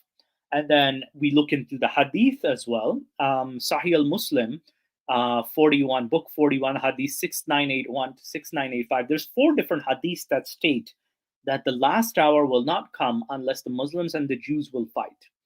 If they hide, all stones and trees will shout that the Jews are hiding here, except the gharqat tree. We don't know what the gharqat tree is. What the hell is the gharqat tree? So we also have Tafsir ibn Qasir, which was in the verse stated earlier. It tells the story of Umar. He orders a Christian scribe to be driven out of Medina just because he's a Christian. And Umar was the second caliph. And there's views on contemporary scholars like Yusuf al-Qaradawi. He stated that the Jews exaggerated the Holocaust, and what Hitler did to them was a divine punishment for them. A classical scholar, Jahiz, also stated that the Jewish race was denied high mental qualities, sound physique, and superior lactation, whatever that means. The same result when camels, horses, donkeys, and pigeons interbreed. Is this even possible? I don't know. This is so silly.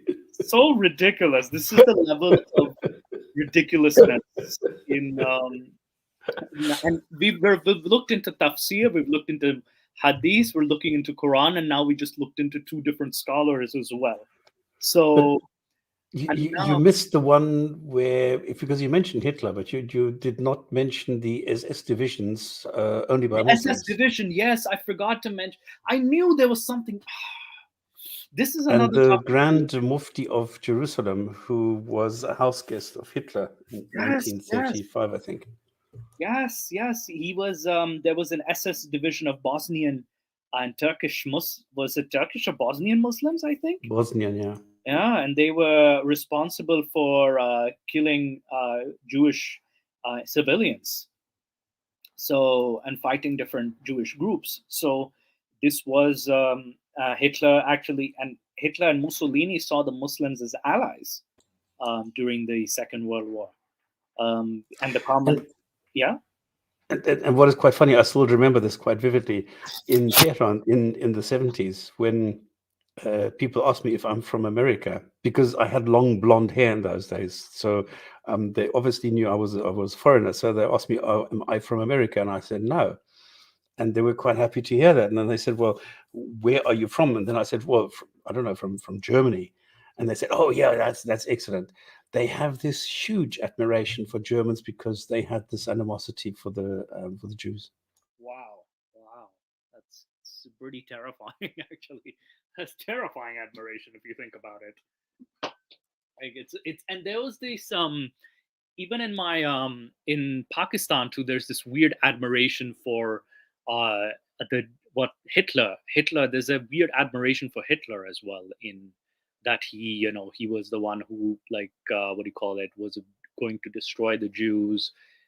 So it's so weird that Hitler is seen as a hero in many circles in Pakistan. So it was messed up. And then, yeah, I wanted to touch on the topic of Islamic infighting in the Quran. So it's not just Islam fighting with the external world, but has the infighting as well. And I'm going to be very brief. I might touch on this in great detail in a future video, but there's a very paranoid rhetoric in the Quran about hypocrites. It states the following in chapter 63, verse 1. When the hypocrites come to you, they say, we bear witnesses that you are most surely Allah's messenger. And Allah knows that you are most surely his messenger. And Allah bears witness that the hypocrites are surely liars. So it points out that there's an enemy within. And chapter 4, verse 145 states, surely the hypocrites are in the lowest stage of the fire, and you should not find a helper for them. So hypocrites damned to hell, and you are clearly the hypocrite is what do you call it? The hypocrites are basically the people who are not truly Muslims. That's the best way I could describe it. They're Muslims, but they're not really Muslims. So this has led to a lot of infighting, like with this rhetoric. And even the Quran itself acknowledges that believers will fight amongst themselves, which is interesting because, you have hadith that contradicts this as well. Like, hadith doesn't contradict it, but it does, what do you call it, address this. Because Quran chapter 49, verse 9 states the following: and if two parties of the believers fall to fighting, then make peace between them. And if one party, hang on. And if one party of them doeth wrong to the other, fight ye that which doeth wrong, till it return to the ordinance of Allah. Then if it return, make peace between them and act equitably. And I state here in my note, the problem with this, it's super subjective, very, very subjective. So who's wrong? There's no way to recognize who's wrong. And I read this story in Tafsir al-Jalalain that I'm just summarizing here, that the two believers started fighting over Muhammad's smelly donkey. Muhammad was just riding a donkey along his way. One believer said, "Oh, it smelled wonderful." Then the other said it smelled horrendous. And they started hitting each other, throwing fists, palm leaves, and tree stones and whatnot. And then, this verse was revealed. This conveniently timed verse was revealed to, what do you call it? Stop the believers from fighting over donkey, how well a donkey smells. And then we have the resolution of a conflict between two tribes. It's a very barbaric system. O ye who believe, the law of equality is prescribed in the case of murder: the free for the free, the slave for the slave, the woman for the woman. And it's a very eye for an eye type of judgment, because if one tribe kills a woman, the other tribe gets to kill a woman in your tribe. You're just killing innocent civilians here. You're not exactly killing the murderer. And I've presented this to a lot of Muslims, and they, in first glance, they find nothing wrong with this. And like, look closely. Don't you think that there are, innocent civilians getting killed in this process? And I don't know how to penetrate through their brains at times. This is a very, there's civilians are getting killed. The slave is getting killed just in exchange, a free man for a free man. It's bizarre. It's very barbaric. Well, they don't realize it. They don't see it as such. Because Right. if you run over somebody else's slave on a tractor, for example, then Yeah. this guy can come to you and claim, all right, you need to kill one of your people. So you have to select one of your slaves and kill that slave to make up for what the other guy lost. I mean, come on. I mean, how do you now select out of your slaves somebody who you're going to kill? That's Yeah. crazy. Just because you ran over one of the slaves by mistake. The other thing, what they say then, well, the second part of the sentence says that the guy can, go back and just simply do it on a financial basis or something. But what if he doesn't? Then you need to actually go and kill somebody. So that's crazy, really crazy. And it's the blood money system, right? So it's the blood money is in exchange, but there's no way to determine the proper amount to be compensated for. So it just goes back to, like you said, killing. And then we have how the hadith resolves a conflict. So I found this hadith: when two Muslims confront each other with swords, both the slayer and the slain are doomed to hellfire. Now we'll see how many Muslims are actually doomed to hellfire if we think about this. The number of Muslims doomed to hellfire. Well, I mean, this is silly because there's a number, okay, where 1,000 people are judged and only one goes to heaven, 999 go to hell anyway. So what's the point? And it's weird, like both the slayer and the slain are doomed to hellfire, but what about the hypocrites and whatnot? And yeah, it's a brief history of the infighting that I kind of summarized because it's a long history. So when Muhammad died in 632, 633, all hell broke loose because there was this huge tussle on who to succeed Muhammad. There's a party that claimed Ali was the rightful successor and a party that claimed Abu Bakr was the rightful successor. And this is also in Ibn Ishaq, Sulaim bin Qais, as well as I think Ibn Sa'd as well, writes this history where there was the incident of Saqifa, where the Ansar and the Muhajirun, like the migrant converts, as well as the local converts of Mecca and the Medinians, were in a conflict as to who will become the new caliph. That is, and this is also referenced in the origins of Shia Islam and Tabari's history as well. So the Saqifa incident was where Ali was not even participating in that incident, in that meeting, and Muhammad died, and Ali just did his funeral prayers without his own ummah being there. The ummah was deciding whether or not who to select as a leader, and this caused a rebellion outside of Ali's house. There was a brief, conflict outside Ali's house. This is something I would go in detail. That's why I'm just writing the brief history. There's infighting already that started from there. Ali eventually became the fourth caliph, but there was some animosity between the two. Then there was rebellion during the reign of Usman, the third caliph. He got killed because people, most of the Egyptians, the other groups, they started rebelling against Usman. Then Ali, when he was declared caliph after Usman's murder, he fought the Battle of Siffin against Muawiyah. He fought the Battle of Jamal against Aisha, one of Muhammad's favorite wives. And he also fought the Battle of Nahrawan against Harjites. All three battles included Muslims in this. So, and Ali was eventually murdered by an assassin, Ibn Muljan.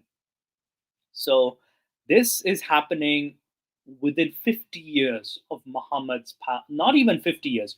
We haven't even touched 50 years. This is within 30 years of Muhammad's passing. Within 30 years, all this has happened. So already there's a lot of infighting.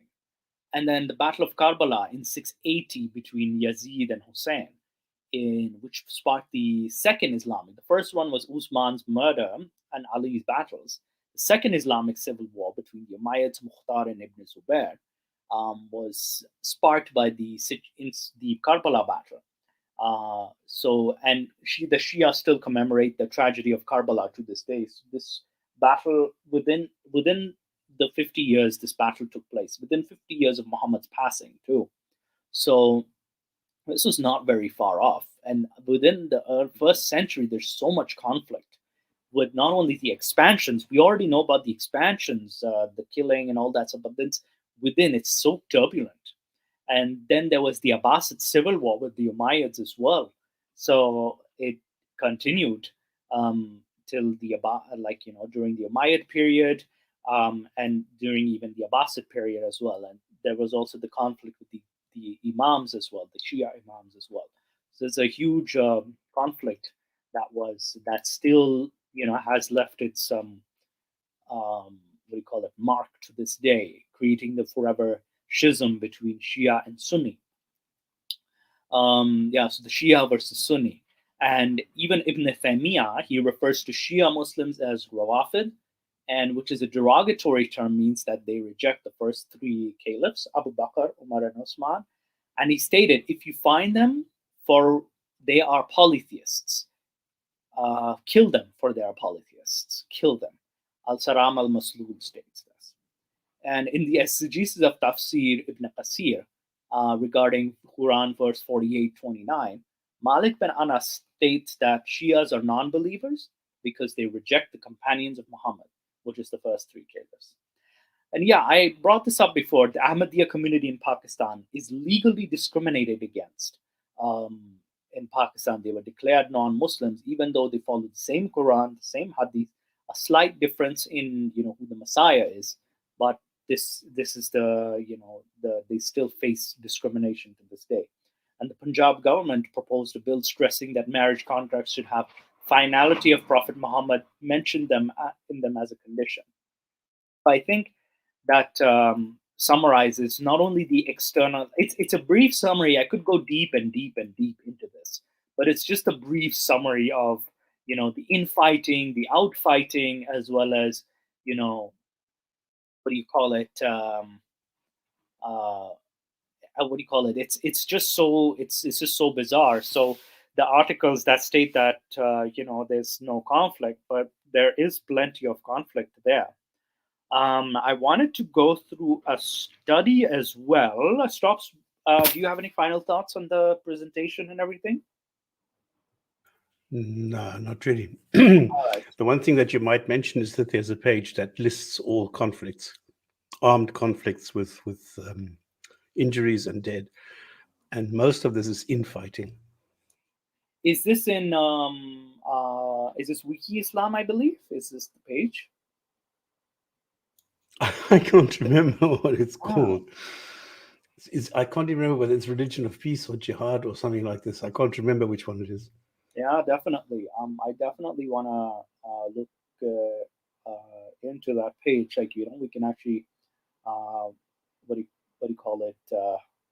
We can definitely look into that. Crap, where's my English? But yeah, I wanted to look into a study which Nick sent me. Just give me a second. I'm just going to open it up. It's a very interesting study. There was. Okay, yeah, I have a study right here. Let me just open it. Share the screen.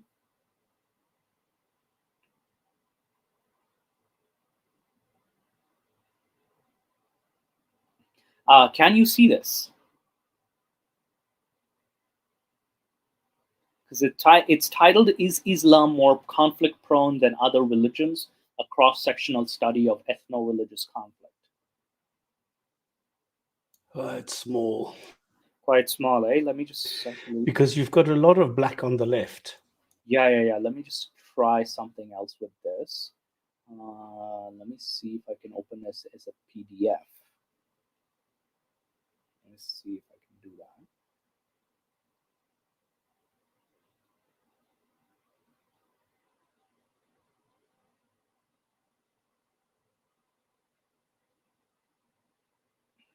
This is what's going on. All right.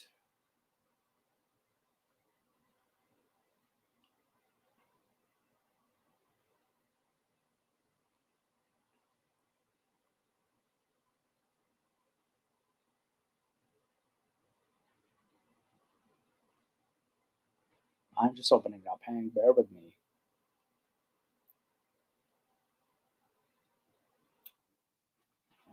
Okay, so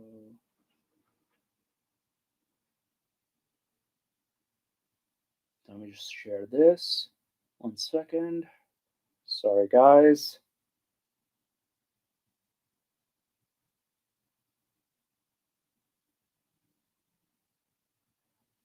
Can you guys can you see the study stops?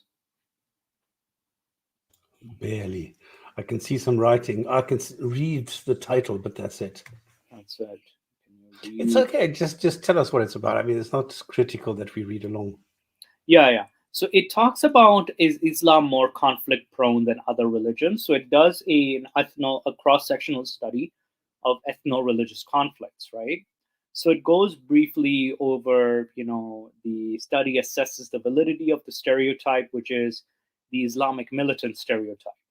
It's a very interesting study. I wish Nick was here so he can, because he sent me this article, and the author does state that it's important that we're not endorsing the stereotype, but it does exist. We must acknowledge it does exist. So, there was a study, an analysis of 105 ethno-religious minorities. And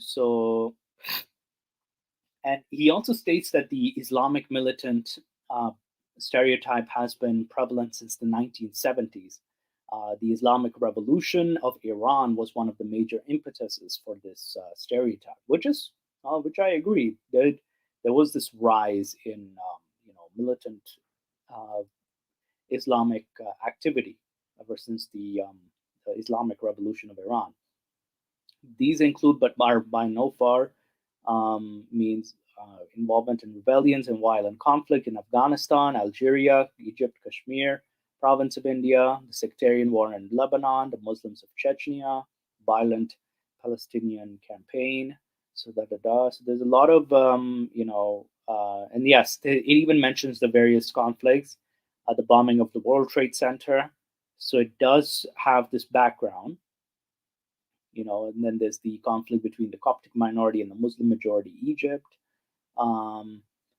Assumed in the question whether Islam or any religion that is more conflict prone than others. So that's the question they attempt to answer by studies.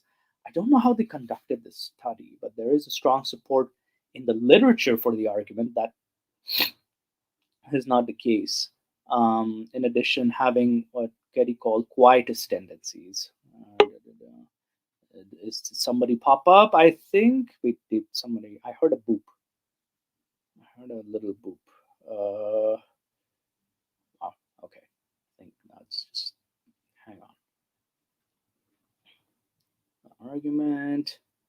So I don't know So it mentions there's the notions of sacrifice and martyrdom. It mentions the Shia uprising. It also mentions that violent potential fundamentals can exploit the violent potential religion contains, even when that religion is rarely perceived to be violent. So he uses the example of guerrilla groups in China, Buddhist guerrilla groups. So he does, and then he mentions the Mahdi as well, like the 12er Shia concept of the Mahdi. There's the waiting for the Mahdi, who's gonna win the battle for the world. So he's sort of a messiah. So the research design. So there are 35 Islamic majority groups, 25 of which are Sunni, 8 are Shia, 2 are coded as other Islamic sect. There are 48 Christian majority groups, 12 are Catholic, 7 Protestant, 29 are coded as other sect. So this is major focus is to assess whether religion has been disproportionately important in conflicts involving Islamic ethno-religious groups, and whether these groups have in fact been more conflict prone than other groups during the 1990s. But they don't say why or what the basis is. There's nothing there, right? There's nothing there. There's a data analysis. That there's a little data analysis. I'm not an expert in what do you call it, statistics. That is, I wish Nick was here to help me. Do you know any statistics stops? No, I just know that there's hundreds, if not thousands, of groups.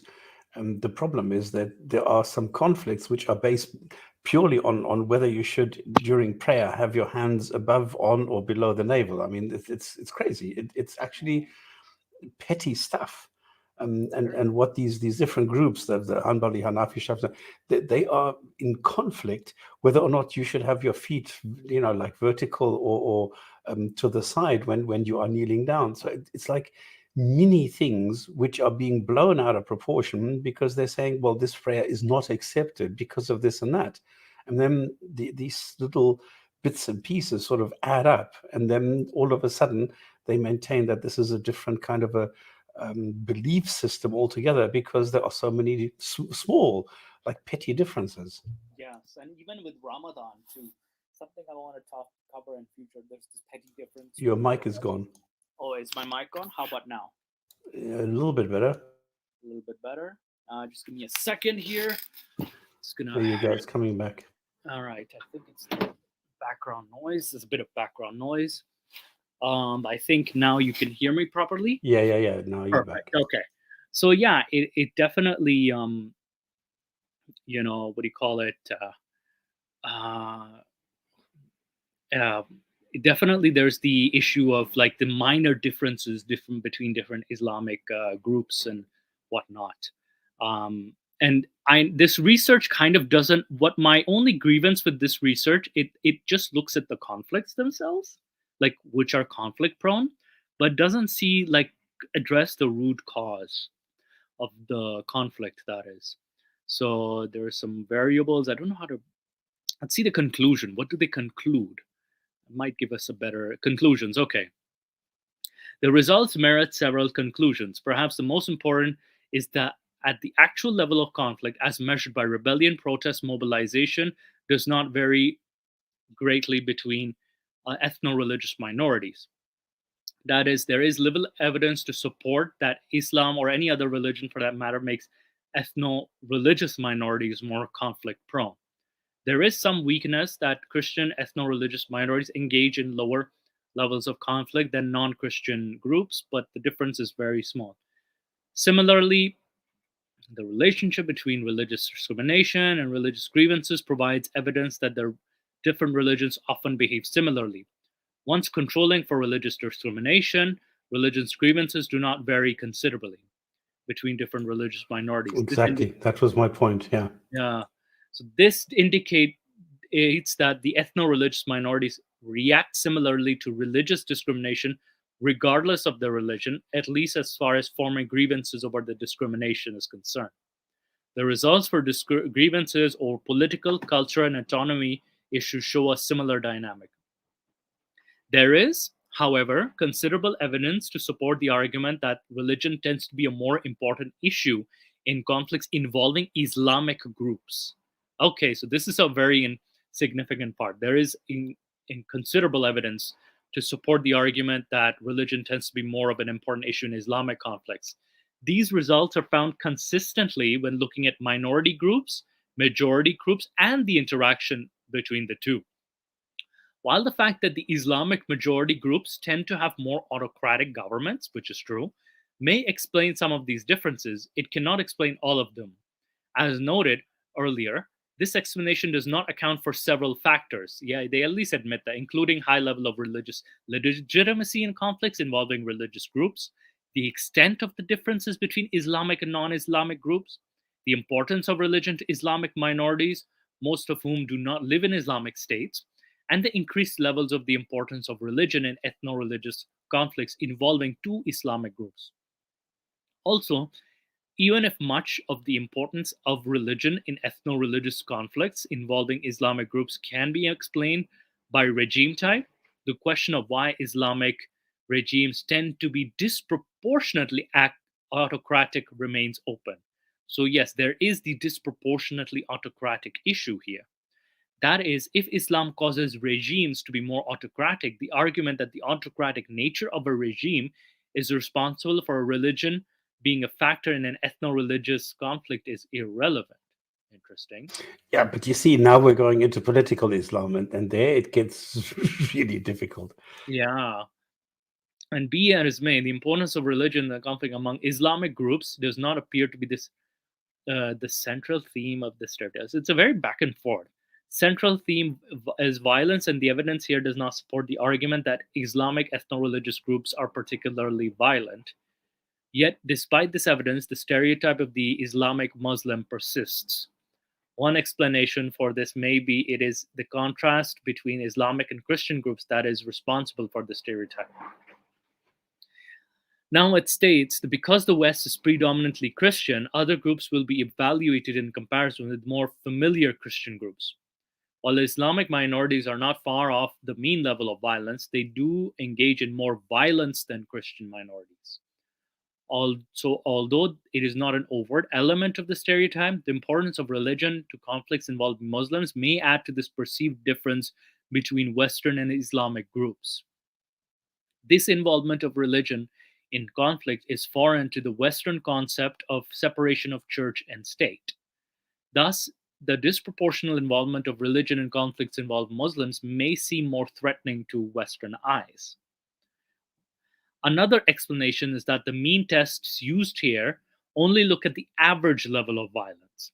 Upon closer examination of the data, it becomes clear that Islamic groups appear disproportionately the highest levels of protest and rebellion.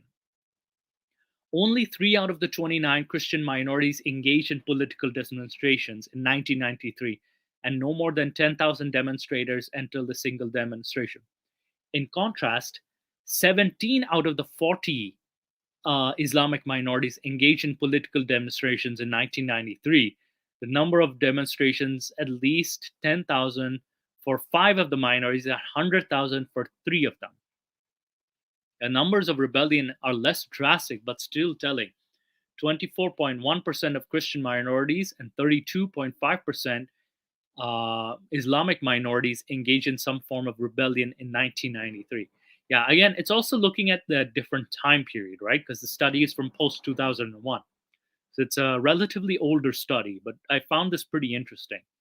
However, the effect of these numbers upon Western perceptions are likely increased because there are more Islamic ethno-religious minorities than Christian ones. Thus, while the percentage of Islamic ethno-minorities engaging in rebellion is somewhat higher, the absolute number of Islamic minorities rebelling is nearly double that of Christians. Thus, the sheer number of news reports of Islamic ethno-religious conflicts is considerably greater than that of Christian ones. It is reasonable to argue that this has a great impact on public perceptions and notions of proportionality and statistical significance. So, a final explanation for the lack of evidence to support the stereotype of the Islamic militant is the nature of the examined evidence here. The data in the study focus on ethno-religious conflict, that is, conflict between two ethnic groups who happen to be of different religions. However, many of the violent conflicts that have contributed to the stereotypes of the Islamic militant are between secular and religious Muslims who are members of the same ethnic group. Thus, the statistical evidence presented here covers only part of the picture. Nevertheless, the evidence is valid for ethno-religious conflicts and is useful at shedding light upon the difference between religious and ethno-religious conflicts. And these are some of the, the, what do you call it, appendix and everything. I'll share the study link. I should share the, hang on, let me just share the study that is. So in the chat. So I might hang on. Let me just copy this link. See, and I'll just post it on. Where am I? Okay, I have so many tabs open. Stops. It's crazy. Hang on. Where's the comment? It tends to happen. Yes, I so remember this. So many tabs that are open.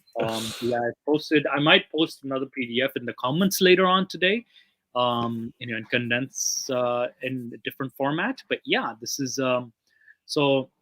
Any thoughts on that, Stops? I know it sounded a bit boring. Sorry, guys. Studies are a bit boring. No, I don't think they're boring. And I think it's quite good what you did. And that is just to go give a couple of details and then go to the conclusion. And I think the summary of the conclusion is that there's a lot of infighting over nothing. Like these demonstrations, for example. I mean, come on, one of the huge demonstrations I remember was just about a girl naming her teddy bear Muhammad in Khartoum. That's crazy. Or the same thing that happened when the Danish cartoons came out. I mean, 100 people died because of some stupid drawings. This is crazy. So And there's the example of what do you call it, the Rushdie affair, Salman Rushdie's book that caused mass demonstrations throughout the Yeah. planet, and a fatwa was issued against him for writing a novel that's a satirical novel, that is. So, and even it was just a portion of the novel that was satirical. It wasn't even the entire thing that's satirical. So this was, this was one of the big, what do you call it? I remember the Rushdie. I was watching a documentary about it. It was practically frightening. Just imagining a declaration of a fatwa against you, and you're just hiding just for your life. And even a translator was killed. A Japanese translator was killed for translating that book. Then you have hi, Nick is back. Nick is back. The only place that I can get Wi-Fi now is at a Mexican restaurant, so I apologize for that. Wow. We Now all that's have a taco. Yes, I did order a taco for myself, so I can use their Wi-Fi.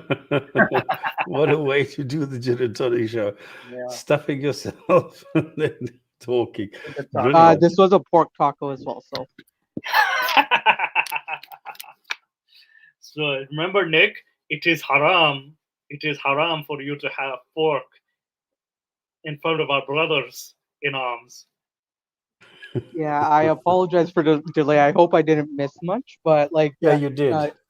Oh, Yeah, we just went over. I wish you were here for the study, but we just went to the conclusion of the study, which was very interesting. That they only looked at, they did mention that they didn't look at the conflicts between Muslims and like the moderate, as well as like the traditionalist Muslims, as well as they had some, what do you call it, shortcomings with the study, and there was a significantly higher proportion of Muslims engaging in rebellion and engaging in violence, and especially they looked at the year 1993 specifically. So that was in the conclusions. It was a very interesting article. yeah, and what I really liked was like the standard deviations from the average that they had for all three religions that really did intrigue. I can answer more questions in the Discord rather than have like this mariachi music in the background. But I can definitely discuss that more. Oh yeah, we can discuss that more in the Discord, but it was definitely an interesting study. Yeah, I think yes, and the Dark Magicians, you are correct. We covered that in the news as well. A Sri Lankan man was lynched in Pakistan very recently for alleged blasphemy too.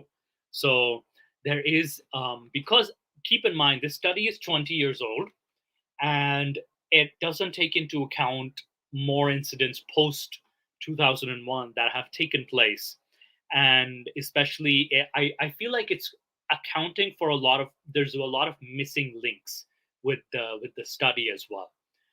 And there's a lot more news which we see of Islamic conflicts, not necessarily with Muslims and external cultures, but also Islamic infighting as well. So with Shia, especially the Shia Muslim conflicts that we see.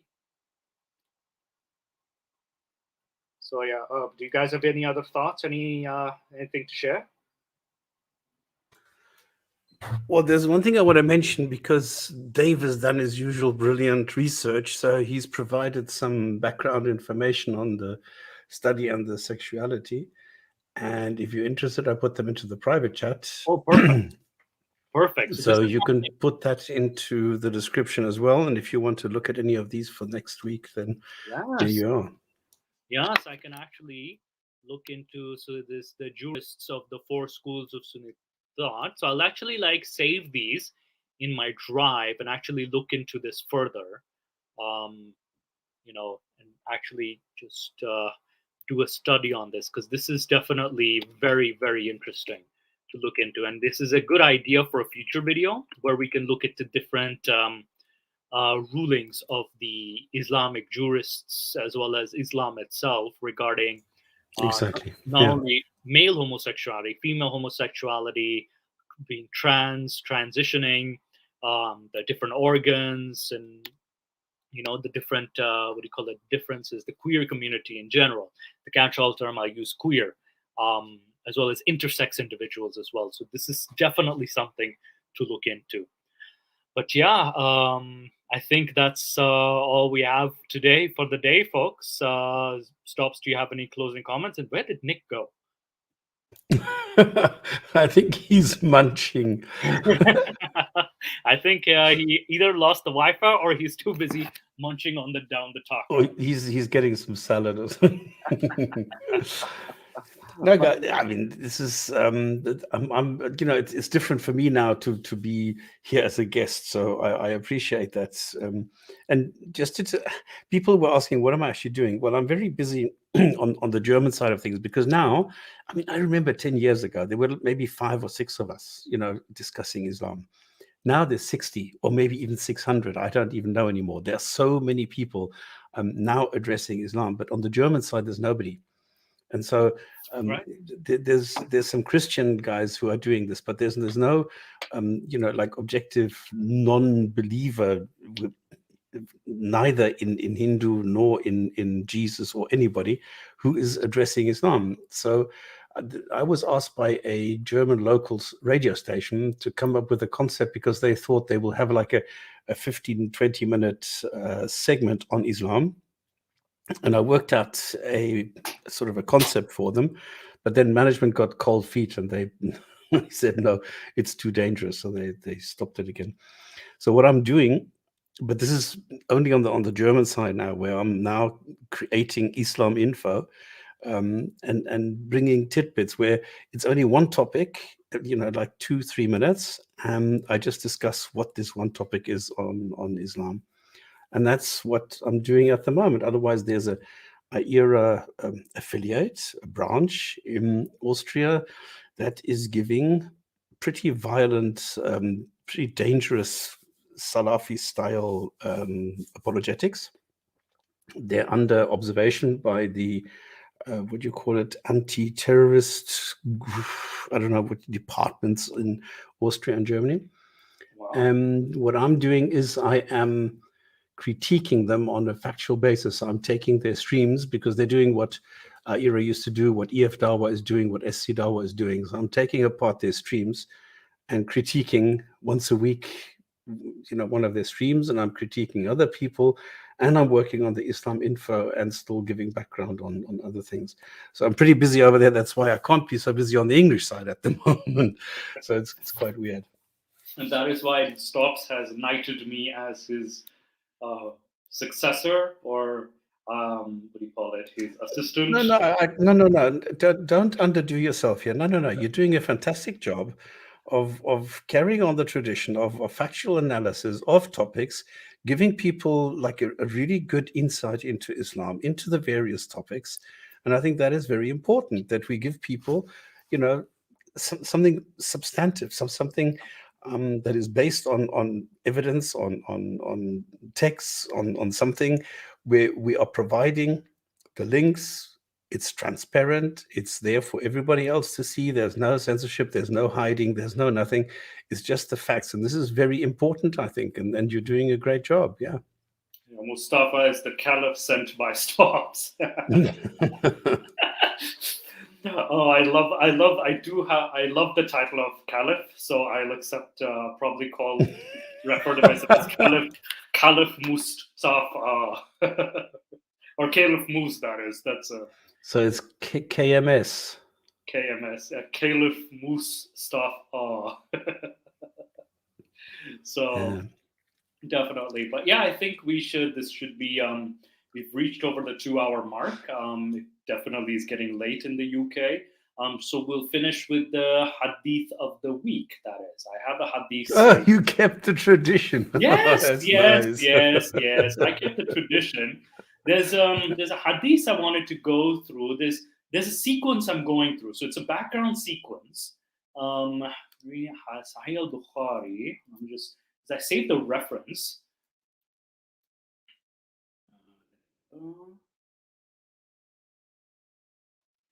So let me just share the screen. All right, share the screen. So there's a series of hadiths I'm sharing in the background. It's slightly different. I'm talking about Zayd bin Amr bin Nufail as well. the hadith. And this is narrated by Asma bint Abi Bakr, Sahih al-Bukhari 3828. And this is Zayd bin Amr bin Nufail, someone I will address in a future video. I saw Zayd Amr bin Nufail standing with his back against the Kaaba and saying, "O people of Quraysh, by Allah, none amongst you is on the religion of Abraham except me." He used to preserve the lives of little girls. If somebody wanted to kill his daughter, he would say to him, "Do not kill her, for I will feed her on your behalf." So he would take her, and when she grew up nicely, he would say to her father, "Now if you want her, I will give her to you. And if you wish, I will feed her on your behalf." So there was this before Muhammad, pre-Muhammad figure, pre-Islamic Muhammad figure already in existence, but a lot more passive, a lot more different. I'll even provide the link to this hadith as well to the chat, so you can guys check it out for yourselves. Yeah, so this is the hadith. What do you think of this hadith stops? Like this person, Zayd bin Amr bin Nufail. Yeah. What can you say? I mean, come on. You can only laugh. What else can you do with this? Yeah, so there's a person already in existence. So this is not a new idea, if anything. So this is not a new idea that they were criticizing the traditions of the Quraysh. It was already being done by somebody. This is what I found fascinating. It's in conflict with all the other claims. Yeah, so it's weird and it's fascinating. So this is somebody I wanted to look into, Zayd bin Amr bin Nufail. And Muhammad I shared a hadith in the past episodes where Muhammad used to visit this man before revelation. And this man died at 605 AD. Do you follow what Dr. J. Smith is doing?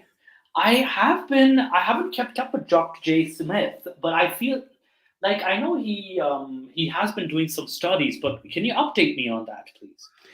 Okay, he's now going like crazy deep down, and he's fascinated by this deep dive thing that we heard from Dr. Cardi. What he's doing is he is taking different experts from different fields, be it Dr. Shadi Nasser on the Quran, for example, or be it there's different people. Each one of those, every one of those, is bringing a different perspective to the whole thing, to Islam, to the table, be it historic, be it textual, be it this, be it that.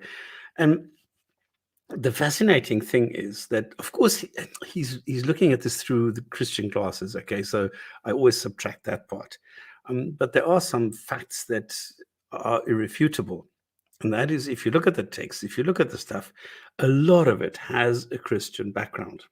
A lot of the text can be applied to the Arabic version of the Christian Jesus. This is why if you go to, I mean, the strongest in my eyes is the numismatic evidence, because if you look at the coins coined at around end of the 7th century, you will see that it says Allah, and it says the messenger or a prophet. I can't remember whether it says Rasul or Nabi. So it's either one of those two, but it has the Christian cross on it. So wow. it has pictures. It has the face of the caliph on it. So this cannot be Islam, okay? And it's only when you go into the 8th century that you find the first references then to the Shahada. Even if you go to the Dome of the Rock, you will find that this is mostly Christian stuff. It is not 100% from the Quran. It is more applicable to Christian texts. This is something that he can actually go and refer to these texts, and he has experts who can go and analyze the Arabic, who can analyze the text, who can analyze the differences between Syriac, between Arabic, between modern day Arabic and old Arabic and Aramaic and all these things. It is fascinating stuff. Yeah, I really want to check out Jay Smith's, because this is also my personal speculation as well, that the Islamic religion evolved from a Christian religion. Exactly. It evolved into separate ideology, I think, within a span of 100, 200 years or so. It slowly and gradually became a separate. That's my speculation. that is a hypothesis, if you want to call it. And there seems to be more and more evidence. I think it's interesting you brought it up because there's a lot of references to Christian stories in the Quran that were written in the 4th and 5th Right. centuries. Yeah. So yeah. we can definitely also touch on that as well. So there's a lot of interesting things to look into for future topics as well. So we can look into the gin and tonic. Can also bring something to the conversation. I mean, you always need to be careful, and you always need to subtract the Christian component. Yeah, Okay, so you yeah, need to be mindful of that. that and I've heard Jay Smith's like the Christian element when it gets a bit preachy. It's like, oh dear, because even with Dan Gibson's study, looking into it, when he got a little Christian, it was like, oh no. 'Cause I remember even Tom Holland, what do you call it? He in his book Shadow of the Sword, he mentioned Muawiyah going on a Christian what do you call it, pilgrimage as well, which I found very interesting. I'll find a reference to that. And there's an idea we might do, if you guys are up for it, on Christmas. We're doing Islamic Jesus. If you guys are up for it on Christmas Day, if not, let me know, please. If you just want to relax, if you don't want to listen to our nonsense about Islam on Christmas Day, please let us know. But we can do post or before Christmas. We definitely want to cover on Islamic Jesus as well. So Well, it's not. It's the 23rd. What are you talking about? Come on. it's the not Spider-Man, Nick. Oh no, hang on. You're right. It's 25th. 25th. Yeah, it is the 20th. It's on Christmas, so we can kind of we can on the day of Christmas, because I'm a pagan, a non-believer, idolater. So I basically have nothing to do on Christmas, and I have more than enough time to talk about Islam and all the what do you call it, all those topics as well. So that's what Nick and I had planned for Christmas Day. But if we'll good idea. Yeah, we'll chat it up. Have you seen the Islamic version of 2022? Oh no! Why would they do that? Why? I like that. Why? I like that. Why is this? Oh my goodness! I think this is so good.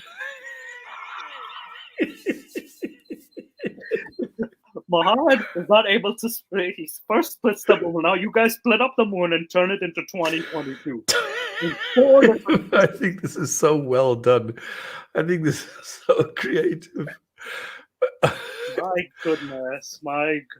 So I think we're getting a little. This is amazing. Right now, we've had a good. No, not Spider-Man. Jesus. Not Spider-Man. Dominic, Nick, what are you doing in the comments? Get back on here. So, and by the way, we had the Tom Holland, the historian, we had on the Gin and Tonic show. Oh, did we? Did we have Tom Holland on? Not Spider-Man. Not Spider.